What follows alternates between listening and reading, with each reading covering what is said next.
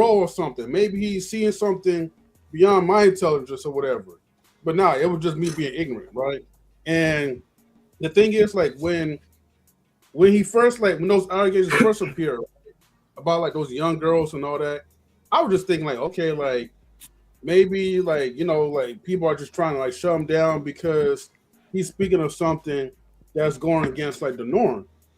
Until later when you start like watching like old clips that you haven't seen before of him talking about like underage women that's like like 16 or whatever, like some like R. Kelly type of shit.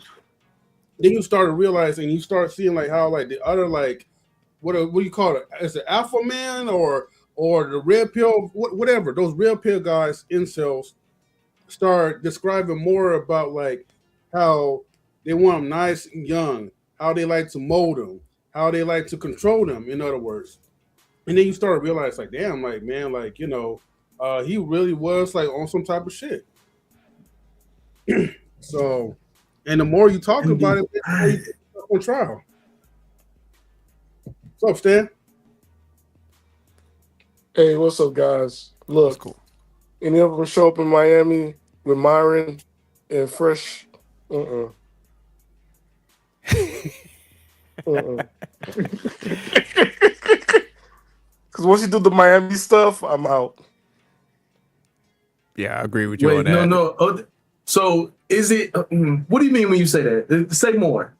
Oh, because like Miami, if you're from Miami, there's like real Miami and fake Miami. So they portrayed the fake Miami. So once you see the bikinis, the yachts, that's like, okay, cocaine, allegedly drug deals. Because Miami don't have, I'll say Florida, it doesn't have an infrastructure like New York and in California and Texas. Where are people getting this money from? It's always this thing about growing up in Florida. Hey, I got this big house. How you make your money? Never mind that. Don't worry Okay, about I'll meet that. you at Starbucks. I'll meet you at Starbucks. I ain't going to your house. I'm not trying to be on the news like 15 people found dead. I'm just it's just not that type of state. Man, but I heard like the scene, like you said, the fake shit. It's like, man, everybody's like leasing cars. They lease everything to put up that image and shit. Where, like you said, in New York, man, you got like the financial district, you got the pockets where the money is. But even like, say like if you were a street dude, man, you can only do so much before, man, you're gonna kind of get, the wolves after you. So you gotta just maneuver differently. Everybody's not. You might go out with like some jewelry on and stuff like that, but it's. You can't flash too much because there's a stick up kid around the corner that's coming to, get you and shit. So, you don't want all your shit always on display. That was like the more or less like the early 80s and 90s. After that, people like, yeah, fuck that. Motherfuckers getting hot out here. Motherfuckers was snatching people up, dressing like cops, kidnapping people. So yeah, it got real out there where people had to like change their whole style up. But yeah, Miami, it looked like everybody got some goddamn money down there. Yeah, but nobody's gonna tell you how they got it, and it's like you have a choice to make. Like, man, is it like I want to be around people who have money and get caught up? But how many times do you believe people when they start talking about money? Like for real, like even celebrities, like even when they start talking, like I don't know, bro, like because most of these niggas be on platforms talking about money, and then you find that like, oh, this person was. Their business associate robbed them of $250 million, but this is the same nigga that's telling you this goofy ass financial advice. and then on the other side of it, then you got these goofy ass fucking athletes that's sitting on these platforms talking about 100 million ain't enough. Yeah, when people start talking about money, they automatically lying. So people automatically lying when they start talking numbers. I mean, you could talk about it from a sense of like, hey, man, here's some things, because I'll be like, I always caveat anything I say, man. Go talk to a financial person, like in your local area, but like check into different things, don't just take my word for it, listen to Watts if he got some good information and, like piece it together. So if somebody's kind of talking like that, you could get with it, but it's too many people want to like, my methodology is the only one you should get. AKA join my course, or my crew, and I'll give you like some, they always try to do that insight shit. So that's where you kind of think like it's like, I have mixed feelings about shit like that. Because before this whole explosion of Negro courses, right? Before Negro University started, there was a lot of talk on the internet about how Black people weren't getting the information. The Black people that had the information wasn't sharing the information. Black people don't know where to go to get the information. How do I invest? What do I invest in? Who should I follow? Who should I not follow? Like everybody did all this complaining about not having access. And then when niggas finally do pop up with access, now they're scammers. Like just off rip, they're scammers. Like I have mixed feelings about that because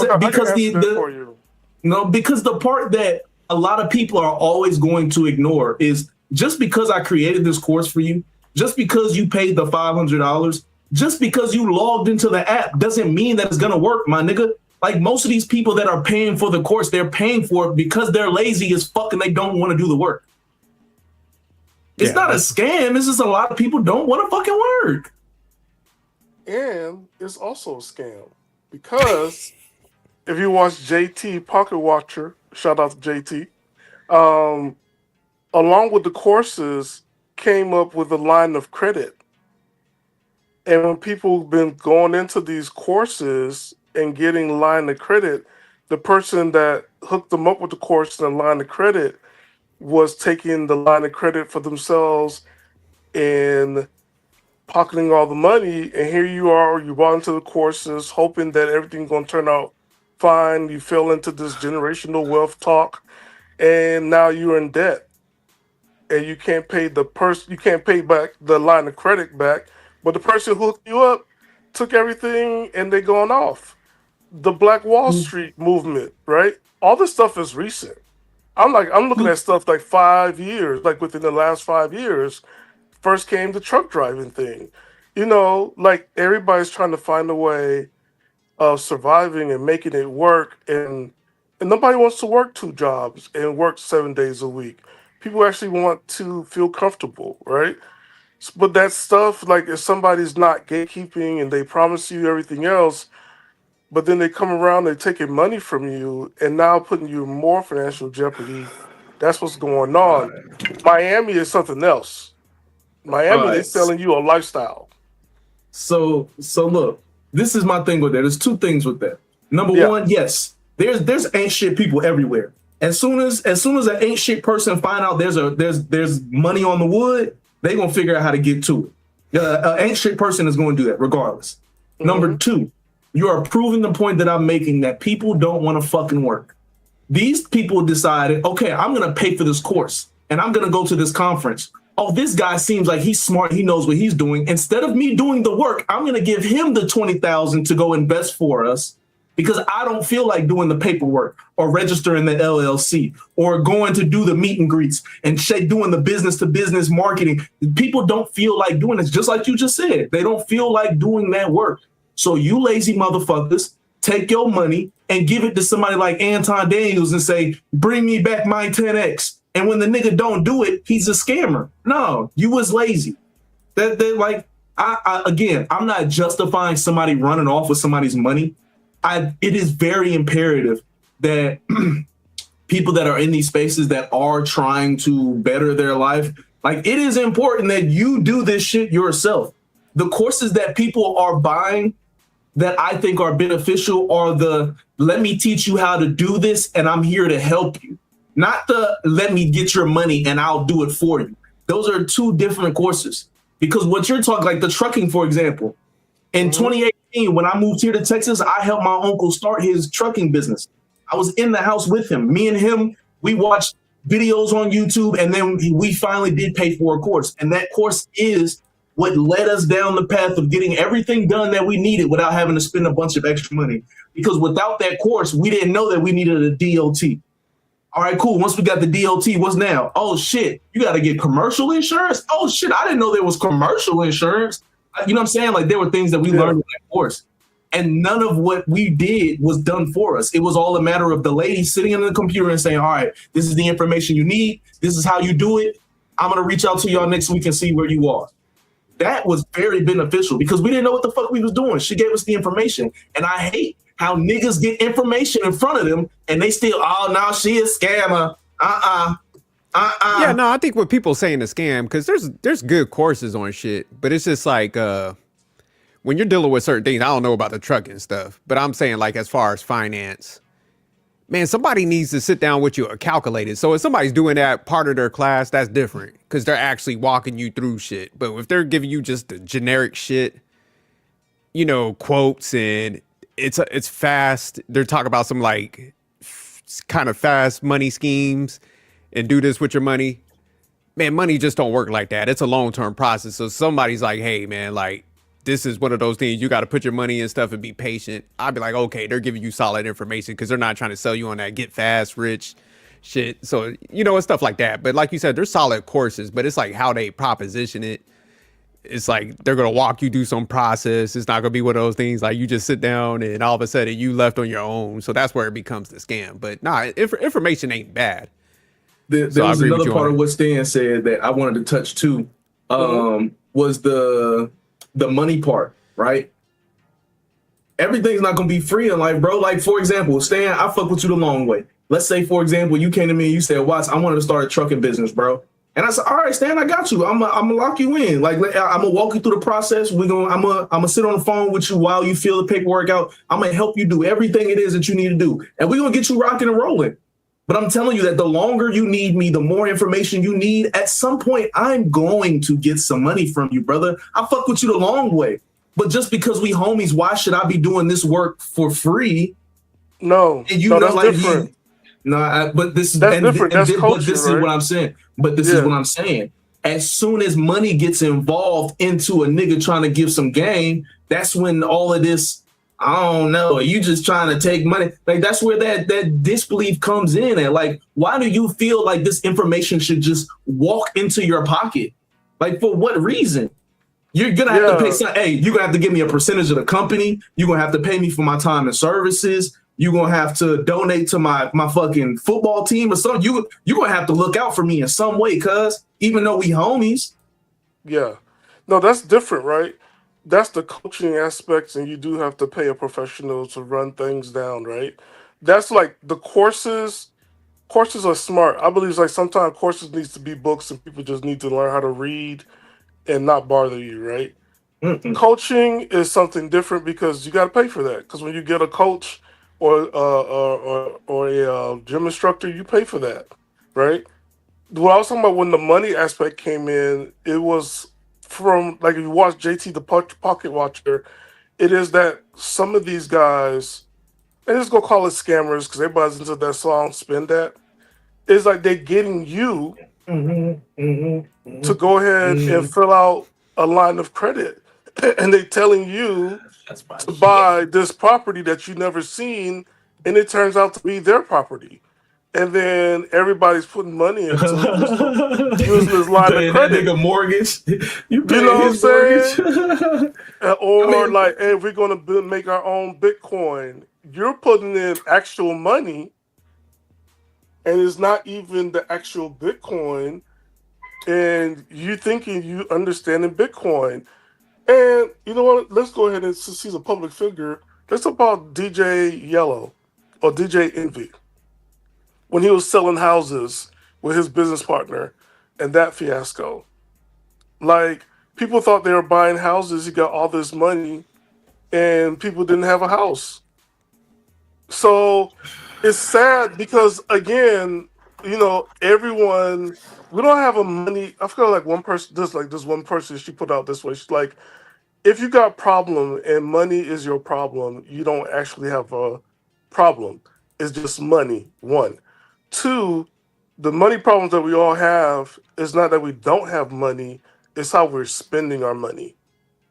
If you say no to going to the mall, whatever, buying stuff or treating yourself for 1 month, you've been amazed how much money you have. If you knock out a subscription, right?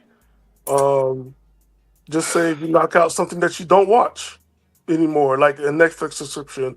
You'll find out by the end of the year, you saving yourself $150, right? Which you could go ahead and buy a course or buy some books. Time out. Did you just say $150 over a year? Nigga, if you don't get off my goddamn right now, they ain't got Okay. no job. They ain't got no job. They selling feet pics for that $150 though.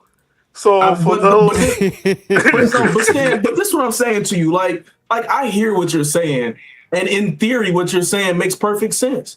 But like in real life, right? So in real life, who has the opportunity to save money for real? Now, the other thing about it is something that I found out that happens a lot. Is like the world has this way of just like, how can I say, balancing bullshit, right? You ever, to all the broke people out there, you ever save up like $1,000 in your savings account and you think shit going well, and then you get your ass up and go to work in the morning, your transmission done blew? yeah. You saved up $1,000, but now you have a brand new problem that's gonna cost you $3,500.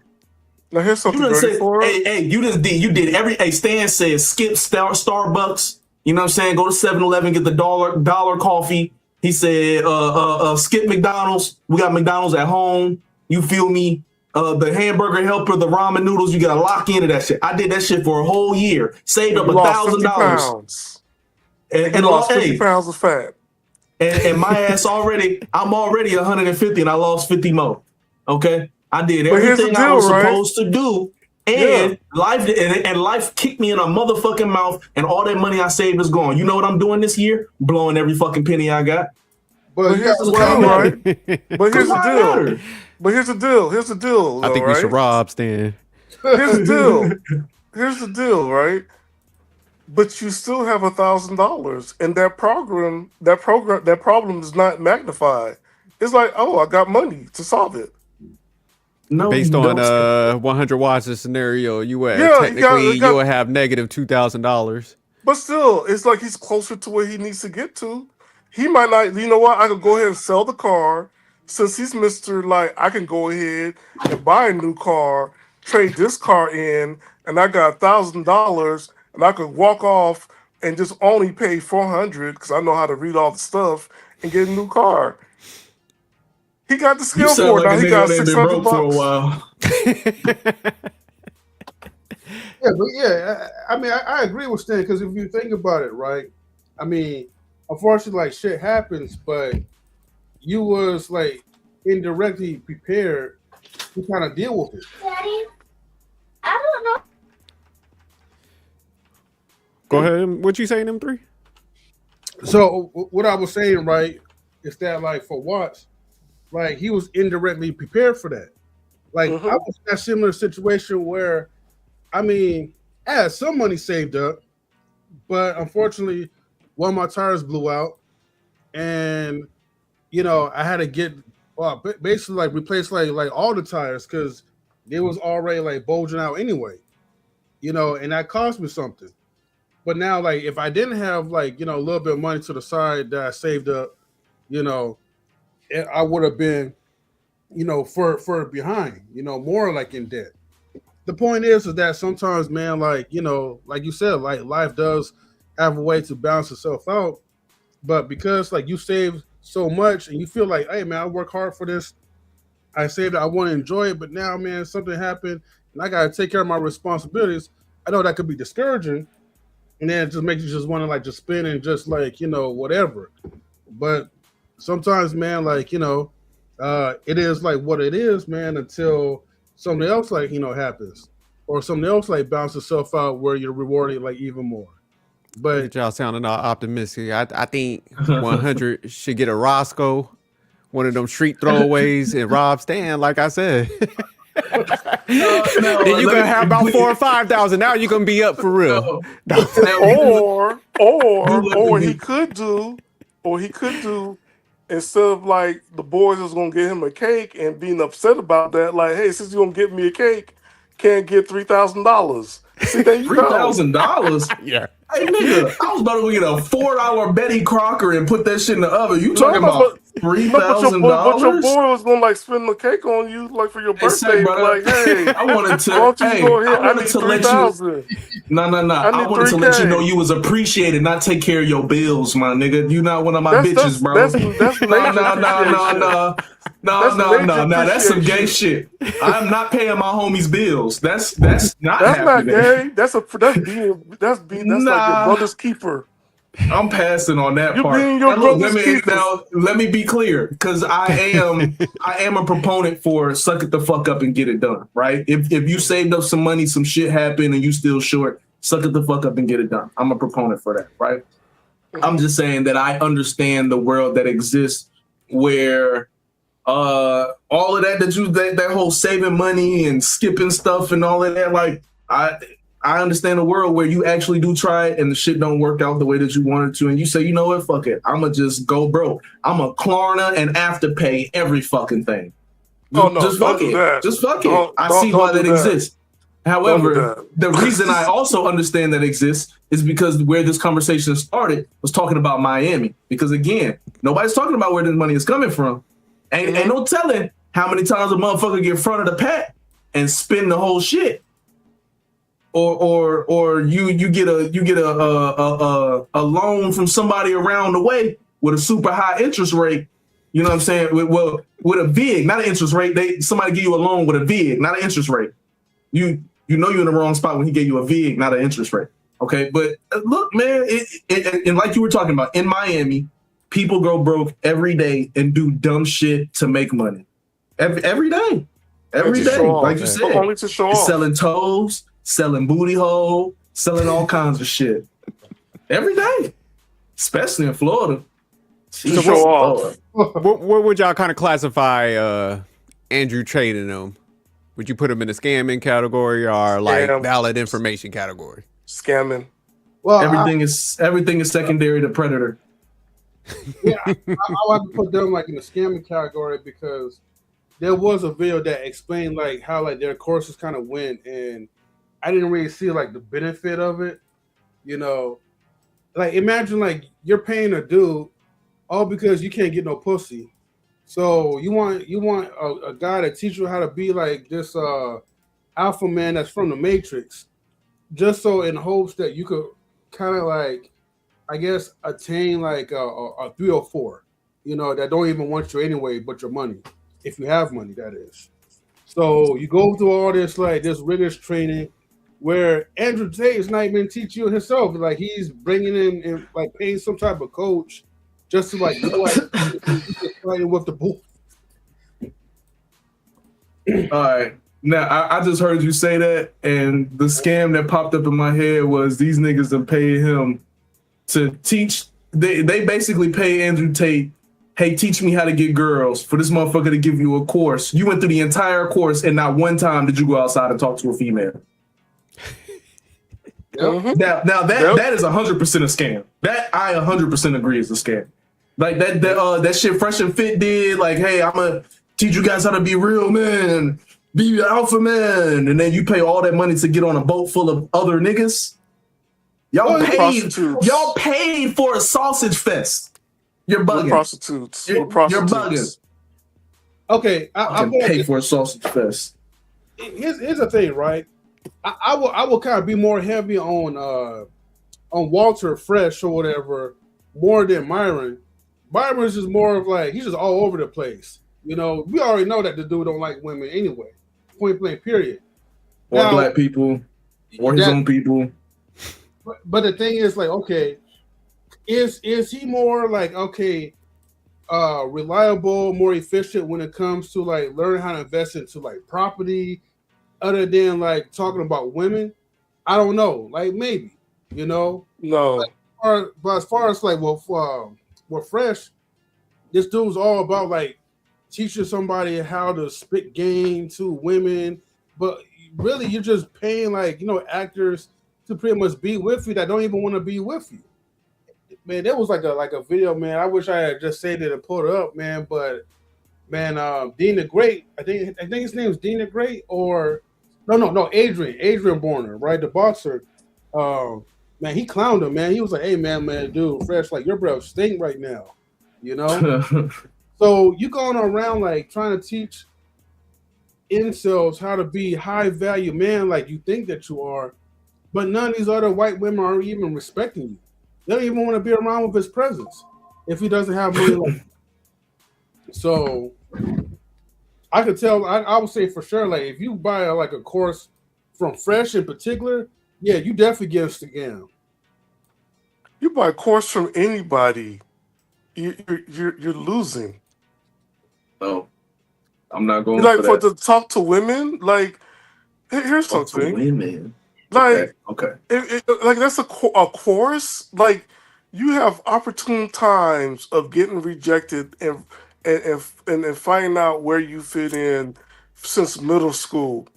And you mean to tell me here you are in this big old age of 24, paying other grown men? You can't even go to a strip club. Miami is full of strip clubs. We got strip clubs that run during school hours where old women are busting it open. And you mean you can't get a MILF or GILF for $25 in ones? That is beyond losing. You are not meant to talk to women if you can't get that in Miami. I'm gonna give y'all some game for free, fellas. No course. If you're don't give them the game, problems, they don't deserve it. No. If you're having problems getting a female's attention, where you need to start is figuring out how to befriend the nigga that does have the female's attention. If you can't figure out how to make him your friend, you damn sure not gonna be able to figure out how to get a woman to give you pussy. That's a simple one and it's free. Have fun with that, fellas. Nobody wants to be their friends. And that's the and that's why you'll never, and that's why you'll be a 40-year-old virgin getting your chest waxed.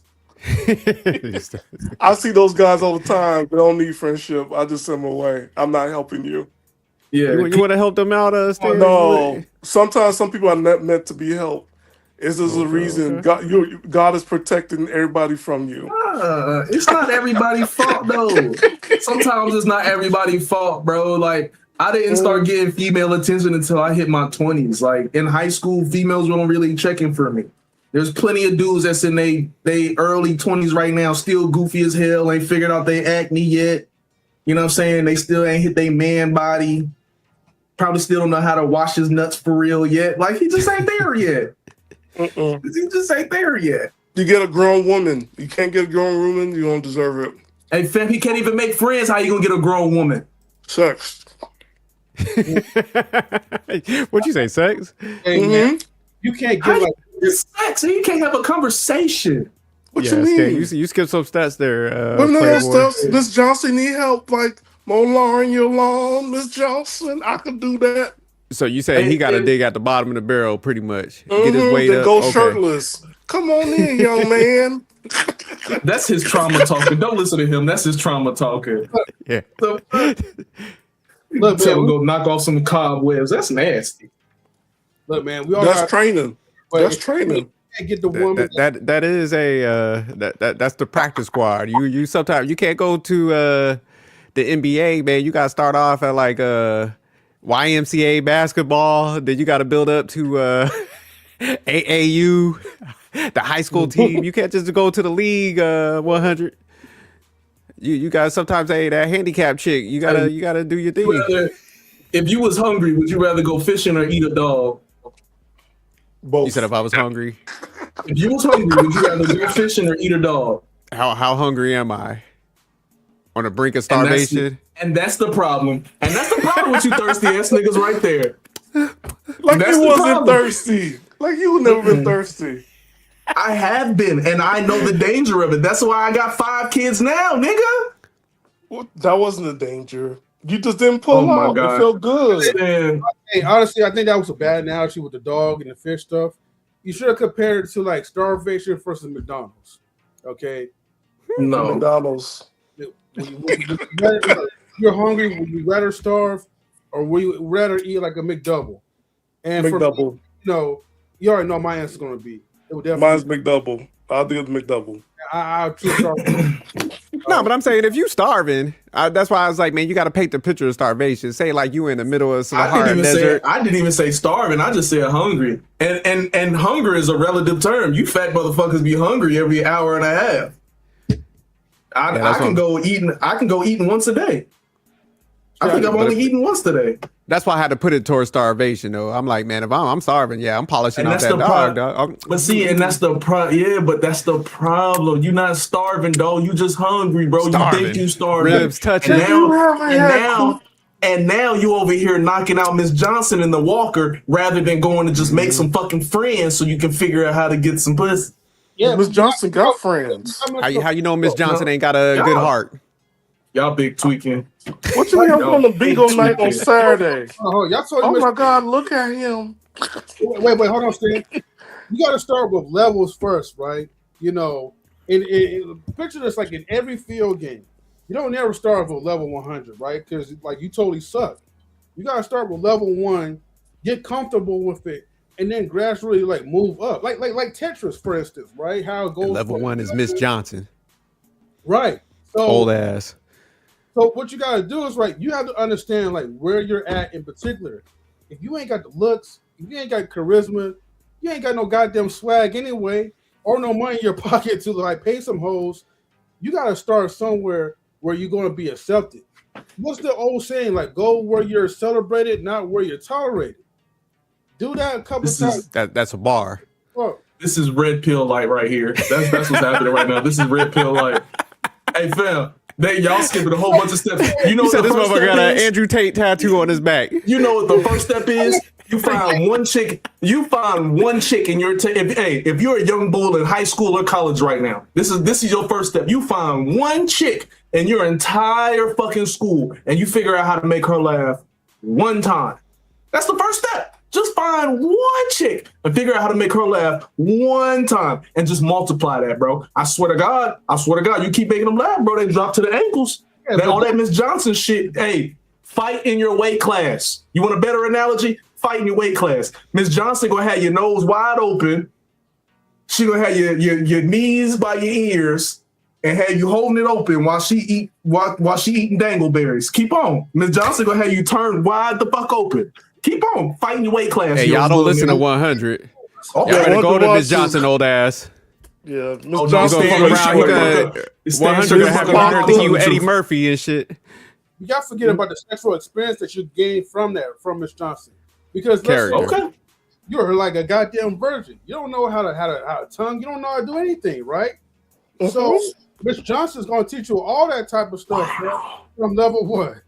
Yeah, Mrs. Parker was like, I'm gonna show you how to keep a wife. I'm gonna show you how to keep a wife, Mr. Joseph. You niggas sound like y'all looking for 21-year-olds. That's what it sounds like. Y'all looking for some 21-year-olds. That's what it sounds like. Don't put that. Yeah. Y'all want some young pussy. Yeah. Nah, fuck that. Y'all tweaking right now. Like you never had a Mrs. Parker or Miss Johnson? You never had Mrs. Parker or Miss Johnson? And especially both you guys with the military. I know you took guys a minute to answer that. I have not sexually experienced any of that. I've had, you know what I'm saying? I've had women that, you know what I'm saying, that did my laundry for me. You feel me? I watched that for you. I done had, you know what I'm saying? I done had something that made me some food or did some laundry for me, but I ain't sexually experienced a cougar yet. Even in the military? No. Even when you were sober? No, military. Maybe not when you were sober. Huh? Maybe when you were sober, you didn't know. When you wasn't. When you was drunk. You're in the military. I know you had a Mrs. Johnson. I didn't drink a lot until after I got back from Afghanistan, and I damn sure wasn't doing a lot of fucking when I got back from the sandbox. I was too crazy to be doing a bunch of fucking. So you wasn't a Jody? So you wasn't a Jody at all? Hell yeah, no. I haven't experienced a cougar in that way yet. Okay.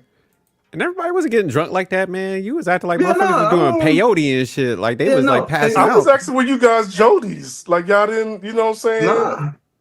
You talking about like the Jody letter, like? Mm-hmm. He thought I was fucking my NCO's wife while he was on TDY. That's what he thinking. That's what he talking about. Nah, I won't do none of that. Because I wish a motherfucker would. See, that was my thing about the military, right? So number one, I wasn't doing a lot of drinking because I did work in a police unit. So that underage drinking stuff, a lot of it, like that was like I'm cool on that shit. I saw what happened when underage drinking happened and your first sergeant get called to your unit and all of that. I wanted no parts of that shit. Damn, you just made me forget what the fuck I was thinking. But drinking just won't. It just won't like that for real. You probably was explaining to me why you wasn't a Jody. Oh, but that the golden retrieve people the way you want to be treated type of thing. I made sure, and an example in particular is dependent spouses. I made sure to communicate with them in a particular way. That was my early lesson in talking to other men's wife, right? Like being in the military. Like there's a particular way that I'm talking to her because I wish one of you niggas would come talk to my bitch while I'm gone. I've again, being a cop, there has been a call before where we got called up to a unit because someone who came back from a deployment found out that somebody in his unit was smashing on his wife and they went to work and he was beating his ass in the office. I am liable to beat your ass in the office or get my ass beat in the office, one or the other. I treated people a certain way because no, I'm not going to be a Jody because I wish you would fuck on my bitch. I'll blow his whole shit out. And that's how a lot of men experiences is being a Jody or going to a swings club. Pineapples. I'm not a cuck, sir. You have to be a cuck. It's called being a bull, but hey. That is being a cuck. That is being a fucking cuck. Yeah, I think the Jody shit was kind of, it's low key. Is those type of dudes, man. They think the world is small, man. And I'm like 100. It's like, man, there's too many females, man, that actually single, man. I don't need to go mess with nobody else's shit. So that happens a lot in Florida. They give it away off base. Yeah, I didn't. I'm like, man, if somebody's messing with somebody else, man, I just thought. There's too many people out here that's single, man. Just maneuver, go get one of them, man. You ain't got to worry about no drama. Disclaimer. I will say, like, if I'm a cop and SJ's a medic and I end up fucking his wife, that's different than me fucking a cop's wife. Okay. Yeah, you can't do it in the same realm. I will lay that disclaimer. That's definitely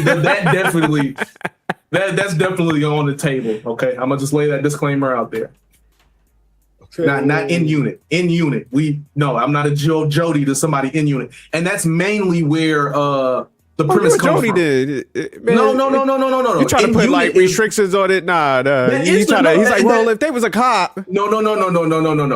The idea of a Jody, the idea of Jody comes from someone in your unit or someone you're close to or someone you've trained with or someone you work with. Fucking your bitch while you gone. Now you making the world smaller and shit. You see how that's what I thought. That's what I thought a Jody was. Now again, we all in the army, one team, one fight, and now you want to make it like, well, if it's in my unit, my squad. Now it's gonna turn into your. Get the fuck out of here. See now you lying. Now you playing. you see how 100 reduced it? He said, fuck the army. He was like, look, motherfucker, you in a different MOS. Hey. Because that's what it is. Hey, that's what it is. Infantry gonna fuck on logistics wife. Logistics gonna go fuck on personnel. Personnel gonna go fuck on the motor pool. Yeah. That's happening all the way around. Stan, you hear this bullshit? A Jody with morals and shit. A Jody with subpar, like partial standards. Hey, Miami, San Diego, Monterey, and shamefully, I was a Jody because I didn't know she was still married and she was military. You told me you knew before. You weren't a Jody. You're not a Jody. I got 4 of them, so I've been in trouble quite a few times. But you're a civilian. You can't be a Jody. You're a civilian. Oh, that is true. However, when you say Jody, you're not talking about. Are you talking about baby boy Jody or like military Jody? Okay, all right. I just want to clarify. But look, I just got the free stuff or got the Costco card, and I was just enjoying the ride, and I got a little introduction to military lifestyle. You're supposed to. I mean, yeah, you know, you guys got that good stuff when you guys get the surplus. You're supposed What to. you mean good stuff? The commissary. Yes. What a fucking dirtbag. You wasn't one of them niggas that like when you went over to the female's house, you be wearing that nigga's BDU top, you be ass and butt naked with the BDU and some tube socks and shit. Hey fam, you Trying to relive some sceneries and shit. He got her walking around in my jacket butt naked. You busting around with my last name on her. Wow, fuck you up, dog. Got no drawers on, but he got the BDU top and he in there like AA soldier. You know, motherfucker acting like he a lieutenant or something. Got the jacket. See wearing my PT shirt for 6 months and your bitch ass got her in this goddamn you motherfucker. Got her in my Class A uniform with no top. Sorry, want to see me in motherfucker. uniform. Talk about let's play fraternization. Hey man, some titties behind that jacket would have been nice. I ain't going. Some titties behind that jacket would have. Hey, let me not be a dirtbag. I'm just saying that sometimes for my reward, I go on, you know, and go to concert on the weekends so I could get some stuff, some jeans. You said some G's. That's like, yeah, that's like. That's low key prostitution. The shopping be more expensive than people act like it is. You Not buying for jeans. You California. buying jeans. Oh, She's buying me jeans. She's taking me shopping. That's what I'm saying, Yeah. Stan. So you low key, you was selling yourself for favors, man. That's prostitution. I was getting a life lesson at the same time. Don't tell me you got flued out. Did you get flued out too?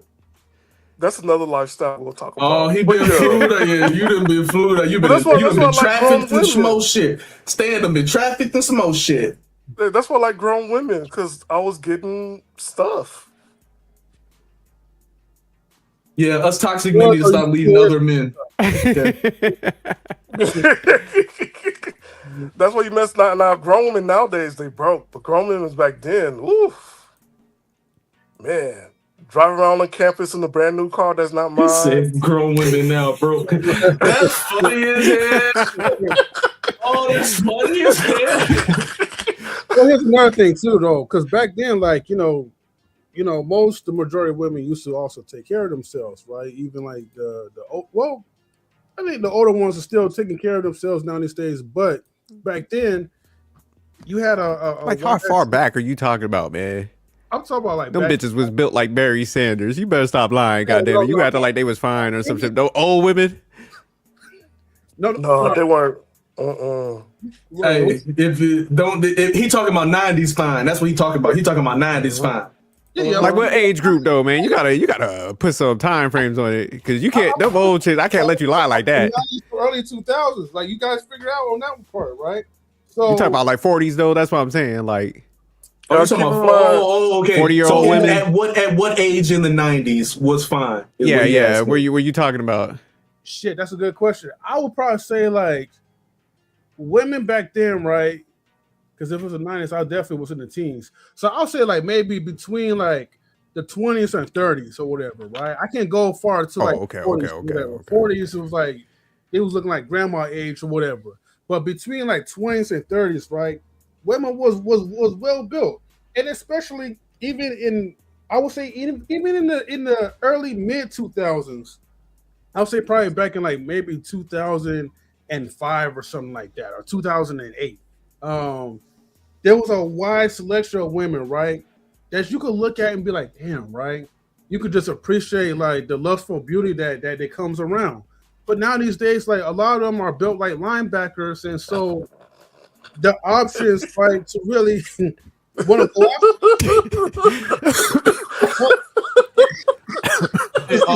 Just as a quick point of reference, Nia Long was 24 years old when Boys in the Hood came out. Okay. So in terms of age range that you're looking for, the Nia Longs, What year was that again? And that was 94. Okay. 94. So What's Nia up? Long, what's old girl that played Catwoman, Halle Berry. So Older. them, that's the Older. age range. Older. That's the age range, huh?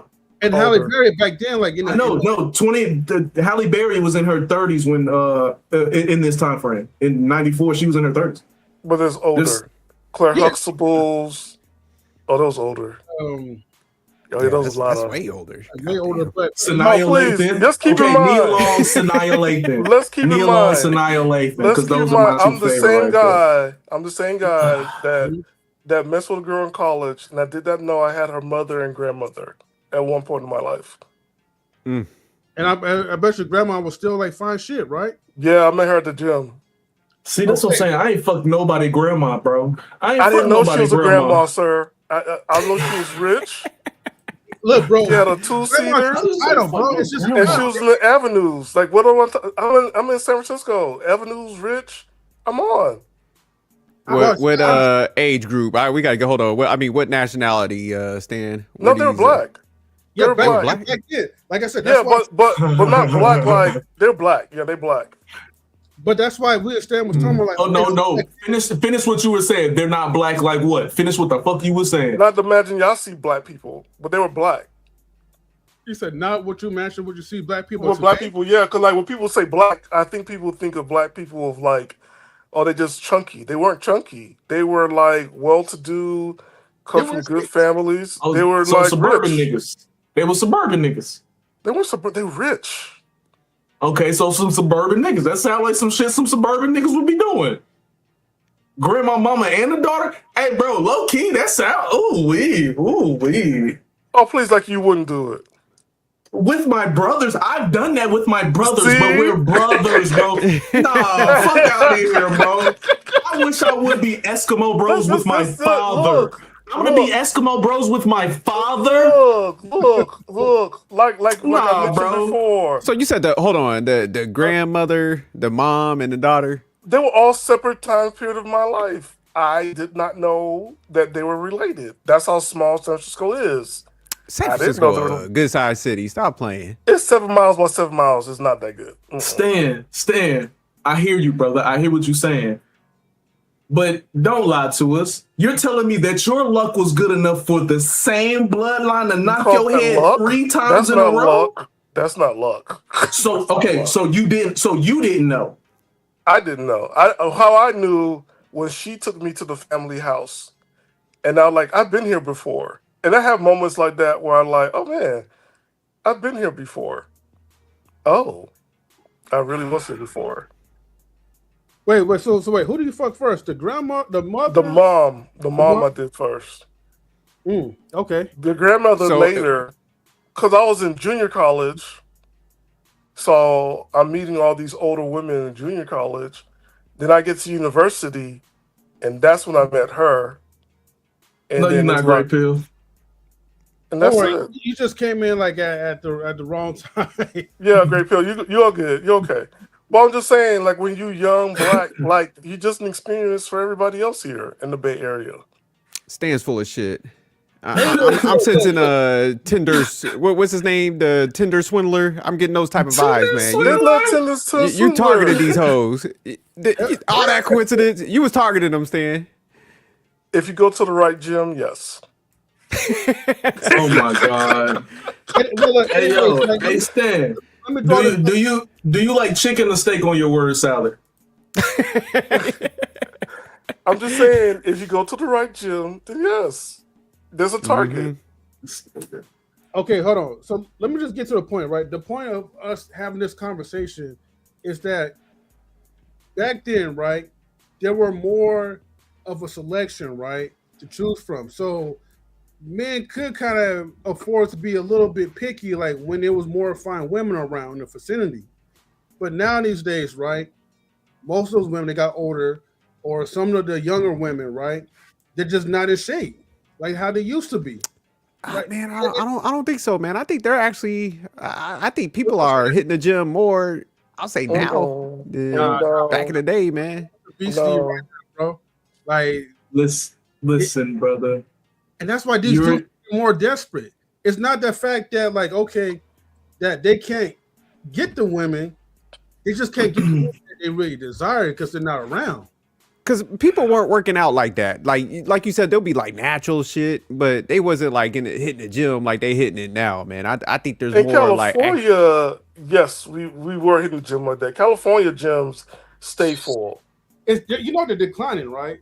Yeah, we're losing for the first time, but you know what they're going to is the other place where they're meeting up.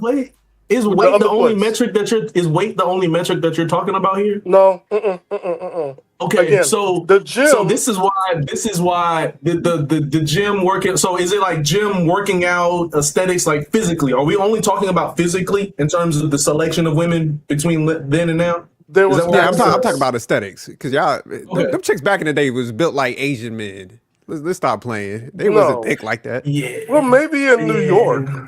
Maybe in New York y'all was. Yeah, have we all California's not seen the different. freak? And sir, have we all not seen the Freaknik videos? But they were Yeah, but that was like a collection. You know, that was That like was in the those like South. areas. Okay, I you know, know, that'll bring the thick but- ones out. But like But this across is, the board. no, okay, cool. I got you. And thank you, SJ. You're helping me right now. Okay, cool. So the thick ones. Mhm. Whenever you would see Freaknik videos, there would be thick ones there. Yes, They're not going to we the can all gym. agree to that, Yeah. brother. Okay, go to the gym or not. I'm just saying, aesthetically, I kind of think the options are a little bit more open now than what they were then. Yeah, That's that's, just that's So all. now, the things. Okay. because it is way more prevalent now for men to say that they like thick women now. In the time frame that y'all are talking about, thick, like being thick wasn't like some universally like slim No. thick, like slim thick, tight shaped, all that stacked real nice, you know what I'm saying? That was the style, the aesthetic of the 90s. And now, oh yeah, no, that's why they're getting BBLs and getting these big ass ridiculous booties, because the range of what is acceptable now is different than what it was in the 90s. In the 90s, there was no way in the world you was gonna catch somebody with some thick old joint the way that you gonna catch them now. But you remember it was it was like two. It was Sir Mix-a-Lot. What was the other one? Rex and Effect. All I want to do is a. And I can't lie, lie. You After other that, that's birds when can't everybody was like, lie. "Yeah, we want some ass." But before that, yeah, it was. They was built like they had asses like DVD cases. Yeah, Not once Miami. them Nelly videos, them 50 Cent videos, them No, we're doing that What's before. We them- had Luke. We had Uncle Luke. It and was Uncle a little Luke had bit. them skinny. They was skinny. Those was Yeah, slim they was bony, thick. man. I'm trying to tell you. Not in the street. That was when skinny girls used to say they was fat. Skinny girls used to call themselves fat back in the day. Now I'm just thick. I'm big boned. They used to be self-conscious of that shit back in the day. Like the Yeah. women used to be self-conscious of that shit. Nigga, you not gonna tell me that we got Lizzo on the TV and body not more accepted now than what the fuck it was back then. Nah, brother. Basically, I I think- got my point. Back then, like women were more in shape, they were more slimmer, and now these days they're more obese. Now, of course, thick and fat is classified depending on the symmetrics of a woman. If you got the curves like a Coca-Cola bottle, yeah, you're quote unquote thick by the black community. But if it's all over in different places and different areas that's unwanted, then you're fat. But no matter what, you're still obese. I will say this, just to be fair, man. Back in the day, it seemed like everybody was thinner. Like I said, but nowadays, I think you got like two populations. You got like a more fit population; they're thicker and stuff, and then you also got I'll say a more bigger obese population, fat motherfuckers. So yeah, you got those two populations. I hear what you said. Like I might have misunderstood what you were saying. I think I do understand what you're saying. I think my thing is I don't want it to be as negative as what it sounds like. Because the same way that you're talking about women have gotten thicker, like look at the size of linebackers now. Linebackers are bigger. Basketball players are bigger. Yes. Are you Basketball, fucking kidding me? yes. Are you telling me that linebackers that Ray Lewis weighs the same as a middle linebacker in the league right now? No, compared to what I've seen in the 80s when they show like what the football players used to look like and compare what we got now, the ones that we got now, they're skinnier. They're not like the ones back in the day. Motherfuckers is bigger now. Are we Yeah. sure? Cause they Yeah, had football and they had some good stuff back then. Deca. How many Windrow. Zion Williamson? Okay, cool. How many Zion Williamsons was walking around in the NBA? No, I give in you the for early basketball. in the 90s and the 2000s. Basketball they bigger. Okay. What? All right, let's Right? go back I to said football, football. then. How many Football, they're not big. how many Cam Newtons were walking around? Cam Yeah, Newton these motherfuckers is way bigger now. Like, I don't know. What's up, Gray Pill? what's good, Gray Pill? Hey, what's going on, guys? Can you hear me well? Yes, Yeah, you're you coming can. good. Okay, cool. I don't know. I don't know why. And maybe it's me, and I have to apologize because maybe subliminally or subconsciously, like I maybe want to just pick with M3 or just like I hate this guy, but I'm trying like every time I hit live streams, this motherfucker here always says some misogynistic shit, and I'm like, What the hell? you Get at him, Gray at Pill. and you're at positions where you saying the opposite. Like, did you get outside? Like, when you go to work, like, do you work in home, like remote? So when you walk out your door to go grocery I shopping, don't work remote. Just to answer your question, I'm always outside. okay, cool. So when you walk out the door, do you put fucking blinders on? Do you pay somebody to walk you from place to place, and then when you get back in the house, you take the blinders off, and then you look around like, oh yeah, those right there, and I'm like, dude. Okay, I never lived in Cali, but I visited there enough to like I'm seeing random chicks, and I'm like, you guys, you live in Cali. Where you really from, Gray Pill? I'm from Jersey. Okay, but you don't live in California. You don't have that full experience in California. But you talk Full experience. Full experience. Yeah. I can point out spot right now on any given day and just say, just stand there, dummy, and then you will see regular smuggling shit. You won't see nothing but because you're making it perceive like you're seeing fat chicks all the time. You're not seeing overweight chicks all the time. I was dating somebody in Cali, and I'm running around randomly with my girl, and I'm seeing random regular people. It wasn't fat chicks everywhere you go. It wasn't like obese women everywhere you go. Did I say that? I was talking to fine women. So there you go. So hold on. Slow your roll, bro. First of all, right? Yeah. You're always taking words out of context, right? The majority of people now these days, right? Yeah, now we're saying it right. They're gonna use the right word, majority. Hey, calm down, my boy. All right. So look, before you start tripping again, like as per usual, Great Pill, you gotta understand that women back then, right, were more like in shape. They were more slimmer. Wherever you're in California or in other parts of the city, okay, they were more slimmer back then than what they are now. And a lot of these guys, right, they don't really have the selection as far as like looking at all these other finding like how should I say this? More like slim or petite type of women. The majority you see now these days are overweight women. That's not misogynistic comment. That's just the reality of people of their own perception and what they experience and what they see most of the time. So you done? From a comment. So where are you coming from based off of what you think that you know that you're not really from? Because me and Stan, we could tell you right now. You did make California sound like one big ass buffet, though. You made it sound like Golden Corral and shit. It is. Have you seen brunch? Have you seen brunch? Have you seen the brunch crowd? I ain't worried about Stan. I'm just making sure you done because I can respond to that. Go ahead. All right. First of all, you use women in the conversation as past tense. Then you brought the men up to today. That's a misogynistic comment right there. That's number one. Two, unless you live 200 something years old, you can't really speak on what's going on back day. Number three, why we even living in the goddamn past? Didn't you just recently just have a girl not too long ago? Are you still with that? So why us because we keep saying men, why can't men of today, of tomorrow, focus on today and tomorrow? Why we keep running around back to, yeah, man, them bitches back a day. And I can swear I haven't just came in, but I promise you, and I put my whole check on it. If I scroll back here, I'm sure I catch you saying some stuff about what you saw on social media, not in real life.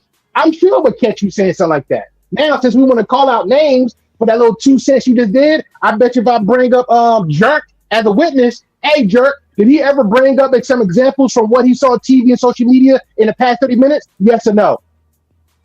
And what example you talking about? We brought up exactly my point. Exactly. We brought up Halle Berry. We brought up like what's the but that's not right. Yeah, but does that is that these women we go with? Is that women we dating though? No, yeah, but is that women? But Great Pill. When we were bringing up those women, where we're talking about when we were teens, what were considered to be older women, and what was brought, like at our teens, what was older for us was Nia Long because she was 24, and Halle Berry because she was in her 30s, and that's what came up because we were just talking about what it was for us in our teens. Teens. That's fair. I can rock with that. Now, also remember, I said I did come in last, and I asked what the hell's going on, and I'm only addressing that one statement Mr. Kumo G just said. Now we was kind of doing a comparison too, because I was like, man, I don't think like women back in the day was like as hitting the gym like they are now. They were definitely thinner, but not like they didn't have no ass and shit like that. I think women are more like involved in like Pilates and shit like that. Yeah, they focus on being more natural than them. But I have to say, I think it was phases in times, because remember around America Top Model, just a documentary came out. What's that, like the 90s? That was a phase between the 80s and 90s where a lot of people felt like thin was in. And even before, I'd say the 70s, there was women that was being bodybuilders that started coming out. So they was like just jumping, a bulk of women then was just jumping into like being stronger, being more, if y'all want to say masculine, whatever. And then here we are now, you got a subsector of women now, like, hey, the BBLs, the implant. But even the implants, that was a trend back in the 70s too, because implants was like a thing starting up in the 70s. Everybody just throwing boobs in there just to be throwing boobs. Shout out to the old school vintage porn. So I think it just phases of how you want to look at it and where the culture of demographic is for that, and then somehow is what we see and we project on that. I'm not saying we all doing it, but we'll see a bulk of what we see on a daily basis, and we'll be like, that is it. When then if you come somewhere else, like me and M3's mentioned, he mentioned Cali, I mentioned Jersey. I visit, so I'll give him a point for that. Say, hey, you don't live here, you don't get the full experience. Okay, great. Then I can sit there and jump back at him and say, well, you never lived in Jersey. I see women all day, XYZ. Or even Watson talking about like what kind of women you're talking about because where you live at. I think it's subjective where everybody dwell in that spot, but I think people need to be a little bit more open to the fact that maybe it's just the bubble that we live in to what we see, and we can say it's that. Yes. So Great Pill, when Anthony was bringing out the map, he was going to showcase to the guys. Like for the longest time, California, we did have a gym culture, but it has shrunk a lot. So when he had the map in the background, that what he's going to show to the guys. I actually pulled that map out, and that was to call out your bullshit, because you was like, San Francisco's small, so. San Francisco is small. It's small. But the whole thing, like we did have a huge gym culture, but like our gyms are closing down. No, the gyms are closing down. We're losing a lot of gyms. What about the merger of bigger gyms and buying out other gyms and replacing those with their locations? Yeah, those are closing out. Like when 24 Hour Fitness bought the LA Fitness, those are shutting down. Crunch is a California thing. But like it's just changing now. I guess people are moving out of California. The taxes, everything else is changing here. But the gym culture used to be big. We have digital communities. Oh, that's what I was going to bring out. Was like we have these things called run clubs, but we'll save this a one night stand show. Yeah, okay.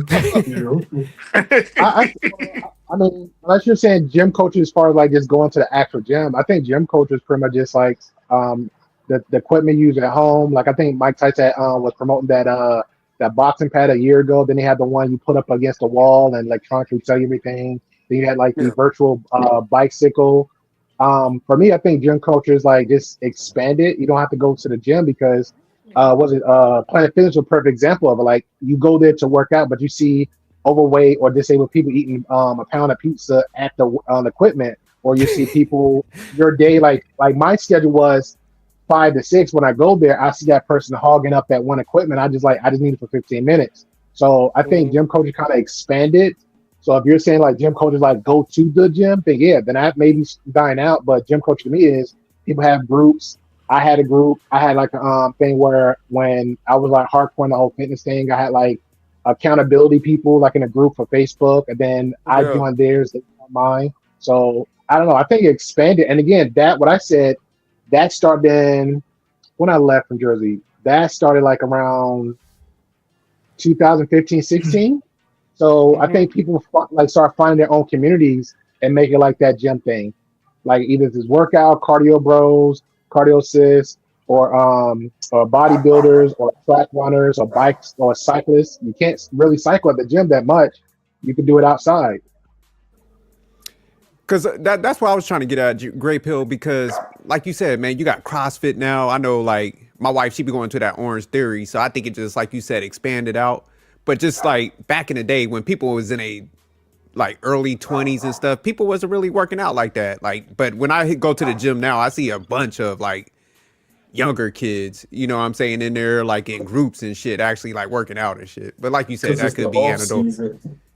Yeah, that's it's because it's the off.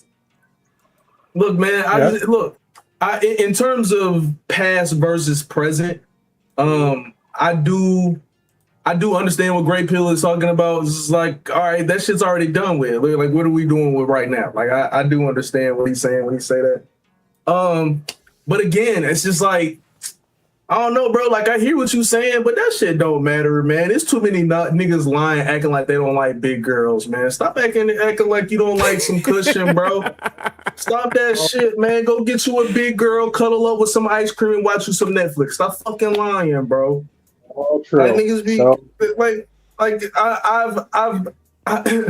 I've been in a position where I watched the woman that I'm with get pregnant, give birth to my child, and then she be a different way, and I'm looking at her like, damn. I know what you was before you had the baby, but shit, goddamn, you look right now. You know what I'm saying? Like, that's different. Some of you niggas be lying. That's a sense of pride. You caused it. No. But this is what I'm saying. Okay, cool. When I was 17, 18 years old, I probably was, I don't want to say programmed, but that's the word that I'll use for the sake of this. I was programmed to like skinny girls. Like, that's just what was supposed to be normal. Kicking it with the homies, you're supposed to find the baddest joint in the school, and it's all like that was the shit that I was doing in high school. But then once I no longer had the responsibility of like having to worry about my homie's opinion about who I'm kicking it with, like once I actually started looking at women, I would be out at the mall and see something thick and be like, damn, that look nice. And then I discovered what ass in a sundress looked like. And it'd be like, damn, that look nice. And then I seen a fupa butt naked. And I was like, you know what? I don't really got no problem with that. Come here, let me play with that shit real quick. Like, stop lying, man. You niggas like that. Hey, I like women. Okay. You can be skinny, you can be thick, you can be a little heavy. If you are a little heavy, and I do suggest that maybe we should work on you getting healthier, and you don't want to do that, that's your choice. I ain't gotta fuck with you. But just like, oh, she obese. She don't fuck with her. She fat. Like, stop lying. Most of you niggas is fucking fat bitches anyway. Stop it. But this is what I was telling you. So how long have you been chubby chasing then? I'm joking. It's like all that shit you said. That's what I'm just messing with you, man. But no, and you're making a joke, and I fuck with it because it is funny, and we have that kind of understanding where I know you're making a joke, but still, yeah, like chubby chase, go get you some, nigga. What you talking about? Get some fluffy. This is what I was saying earlier, right? As far as like, you know, no matter if you're thick or quote unquote fat, especially like in a black community, right? You know, you're still like, of course, according to like the doctor's terms. You better not say you're still beautiful. I'll drop I wasn't going that far with that. Oh, okay. I thought you was headed down that path. Like, you're still beautiful in God's eyes. Nobody cares if you're bigger than a motherfucker. You're shaped like Lizzo. But what I'm saying is that everybody have like a selection, right? And the thing is, okay, like people like misconstrue, like, okay, yeah, you're heavier, but because like you have that Coca-Cola bottle, right? You're more culturally acceptable as opposed to someone like who is just like your weight or whatever, but it's just like in the wrong places of how people like look and perceive that. And I think that we got to have that change of that mindset because, again, no matter what, if you want somebody that's healthier, right? I mean, it may require like losing some weight or getting some muscle or whatever. Have the case like has to be, but the thing is, people look at things like differently.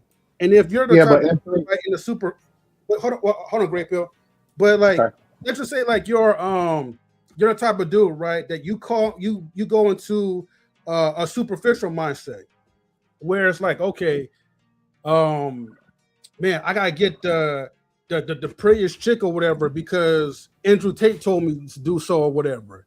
And if I'm not getting those like type of chicks, or I'm getting the thick ones, but no, I'm getting like the I'll just say the quote unquote fat ones or whatever, but I'm not getting the ones that is more culturally acceptable, then I feel like that's where people become like more desperate when it comes to like chasing after like certain types. So, but you notice that these scammers, when they go after women, and you see them in Miami, the women are like a size 0 and they skinny and they have no shape. It's not like I promise you, it's not like that, bro. Go to Instagram. It's a guy right there now, literally interviewing women, and all of them is not size 0s. Angela Knight was like one of them got caught up in one of them little interviews, and he's asking these dumbass questions. A lot of them like very thick. Most of them just trying to catch these women into like these I gotcha moments and trying to spin a narrative. But back to what M3 was saying, it just comes down to people's perspective. Like, I'm in the South, and maybe that's me projecting on you for saying this, but there's people out there like, yo, if you are a medium thick or healthy thick type of woman, or you might feel like that woman's obese, that's great. That's a you thing. But the reality is, when women or even us guys, we have that one asset about us, and it's getting us that quote unquote pull or game or whatever, but we feel insecure about other things. We're gonna rock with what our strength is. So if that woman like, yo, I just don't got it in me to like work out or lose this whatever, and she's fine with it because her ass or her boobs is getting her there, then guess what? If she's getting that attention, that's it. Or that's pretty much what it's gonna be. So nobody's gonna she's not gonna default back into like, well, M3 got a point, and she might say, yeah, M3 got a point, but guess what? She's gonna still do what she's gonna do. Somebody's gonna pop up, pull up like, yo, I like you, I love you, how you are, we're good. Why you think they got that 500-pound shows all the time? Dude, literally feeding his wife. There's fetishes for a reason. That is true. They even got the one, my 1,000-pound wife on life. Yeah, she got a boyfriend. So the part that I don't want to get skipped here, right? The part that I just want to make sure gets said out loud here as well is just because everybody's body type is different. You know what I'm saying? Because me and Stan can sit at a table and eat the same meal, and I'll go play basketball and work it off, and Stan will be holding that shit for 2 weeks. You know what I'm saying? Like it'll hold on his body for 2 weeks. And I think it's the same with women too. Because being an athlete and being around athletic women, like I know, everybody, every man here on this panel know at least one chick in high school that was a track star that was thick than a motherfucker, but work out better than any nigga you know. I can think of at least one chick that I ran track with that was thick than a motherfucker. I'm talking about thighs, booty, titties, had a little stomach on it, everything. But I'm talking about shorty would run 6 miles every day, only ate, like never ate meat, carried water around, like is in the best shape. But according to the BMI chart, yeah, she might be close to obese. She might be borderline, but that motherfucker healthy than a motherfucker though. Hey, Watts, I can literally give you like videos of black women. I mean, nice dark chocolate black women, medium build. Don't do that. Like, let me bulk up and whatever. Just naturally thick. And one had a baby, got a little extra thick, but still doing them like casual workouts. Got right back into working out, still thick ass, nice thigh, everything else. But somebody like, man, that ain't my type. Great, that's not your type. But guess what? That doesn't mean she's fat. Doesn't mean that she's unhealthy. And since we were talking about the past, go ahead. I'm sorry. Oh no, you go ahead. My fault. I stepped on you. You go ahead. Finish your statement. And since we was like most people talking about the past so daggone much, the past is we talking about the black people and the community, all that stuff. Guess what they was feeling? They wasn't feeling like, oh well, you need to work out. Big was beautiful back then. You had big ass women. That was like, oh, that's a gold mine. Oh, the biggest woman was the better for them. The fatter the better. The heavier the better. That was the thing back then. The birthing hips. I gotta give y'all some pushback though. I don't want no chicks like eating a bucket of chicken talking about I like these guys. They preaching over there. No, I'm playing. No, yeah. But that's where I like, agree with you, girl. right? You listen to them, shit. They feeling us. Nah. So that's where I will agree, right? So if you see if she is heavier, you're like you see unhealthy things, I can understand having that perspective. If you're able to have that kind of information, but just looking at somebody and automatically thinking because of their size they're unhealthy is unfair. Because we know for men, we know plenty of niggas that's close to 300 but got quick ass feet. Yep. Nah, that's facts. I'm scary too. Scary too. But I will say this since you brought up, and it is the internet, jerk. Let me just make this clear because I did say this, and maybe they lost in translation in the verse. In the verse, I'm saying there's perspectives on what people value and what they find attractive and what they think for themselves. I know there's people out there like, hey, I'm working out, I'm in a healthy lifestyle, so therefore this is what I want for myself. I know bad chicks that's like got the thick build that me and Watts are talking about, but be like, hey, I want a guy is doing the same thing I'm doing. They need to be working out, they need to be at the gym. They need to be doing something active. If I catch them on a game or doing what the shit we're doing, chill on the internet, that ain't for them. So people got perspectives. So that's pretty much, I think that's where everybody got to understand. Women too, since you brought it up, so I'll leave it on the women's side for that moment. People need to understand that everybody has their own taste. Everybody have their own values, what they think you find attractive. But if you on the part of like, and this is guys and girls too, if you on that level, like, well, I just want the quality of a woman. Okay, then we need to chill with all that look factor. Like, man, she got that best ass. She working out, hit the gym, but then she's a piece of shit every day she walk out the house. Like, come on now. Like, I think people need to come down to like the values. Low key, I know you. I don't know your wife, whatever, but I'm sure she, in your eyes, she probably got to give women. But guess what? Somebody else might look around like, nah, that ain't for me, and that's fine. Yeah, no, that's fine. Yeah, no, I think people got to be realistic, like you said. Definitely look at qualities and line that up better, and then just like you said, I think everybody's trying to strive for perfection. I think that's where a lot of people's issues are. I'm like you, Gray Pill. Shit, I'll take average before I deal with some headaches and shit trying to chase a chick that's bad. So, and bro, you can build from that too, especially if you're saying, I don't know how long you've married, but you know. I've been in that mud. I've been in that before, but like not as long as anybody else, but long enough to know like there's phase of your life. You are your individual person. She's her individual person. Y'all coming together, but over time, she's still going to evolve. She's still going to grow. You're going to still evolve. You're still going to grow. So that average woman you got, she's doing the damnedest for you. This is everything you asked for. But guess what? A year later, she's like, you know what, babe? I just want to get into it. Okay, cool. Then next, she's looking like everything else that we was fantasize about in these shows and TVs and media. And then you've been looking back like, that's me. That's mine. Because she's doing that. Yeah, no, you definitely could build up. So I agree with that. What you about to say, 100? So in M3 and what you're saying,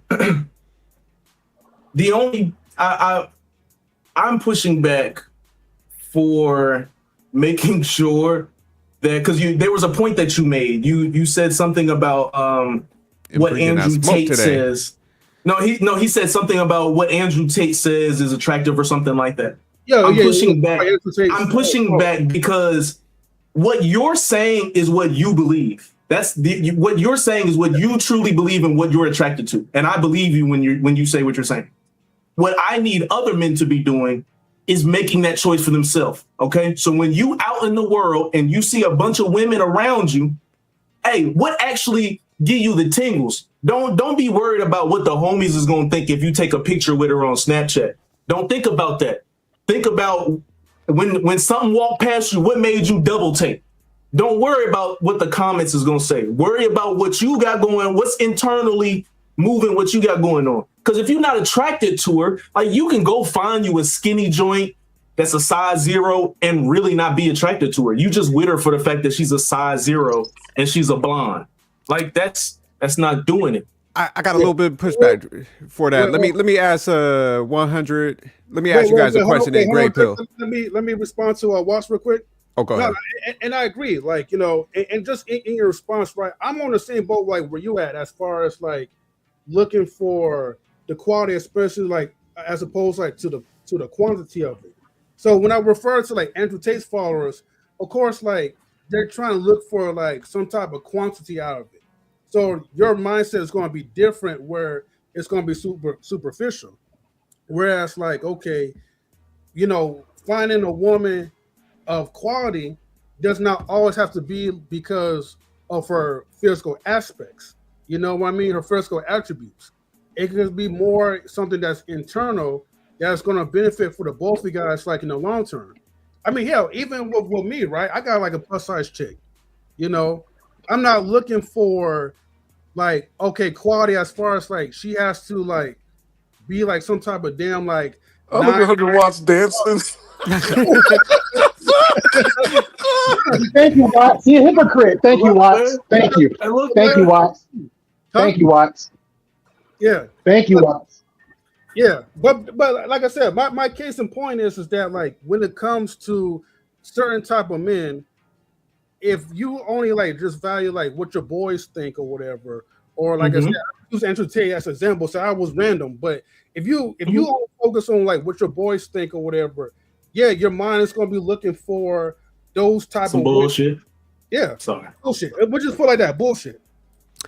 So like 100 and Gray Pill. So like what 100 would say, like, man, you need to go after what kind of make you tingle. But what happens if what makes you tingle ain't fucking with you?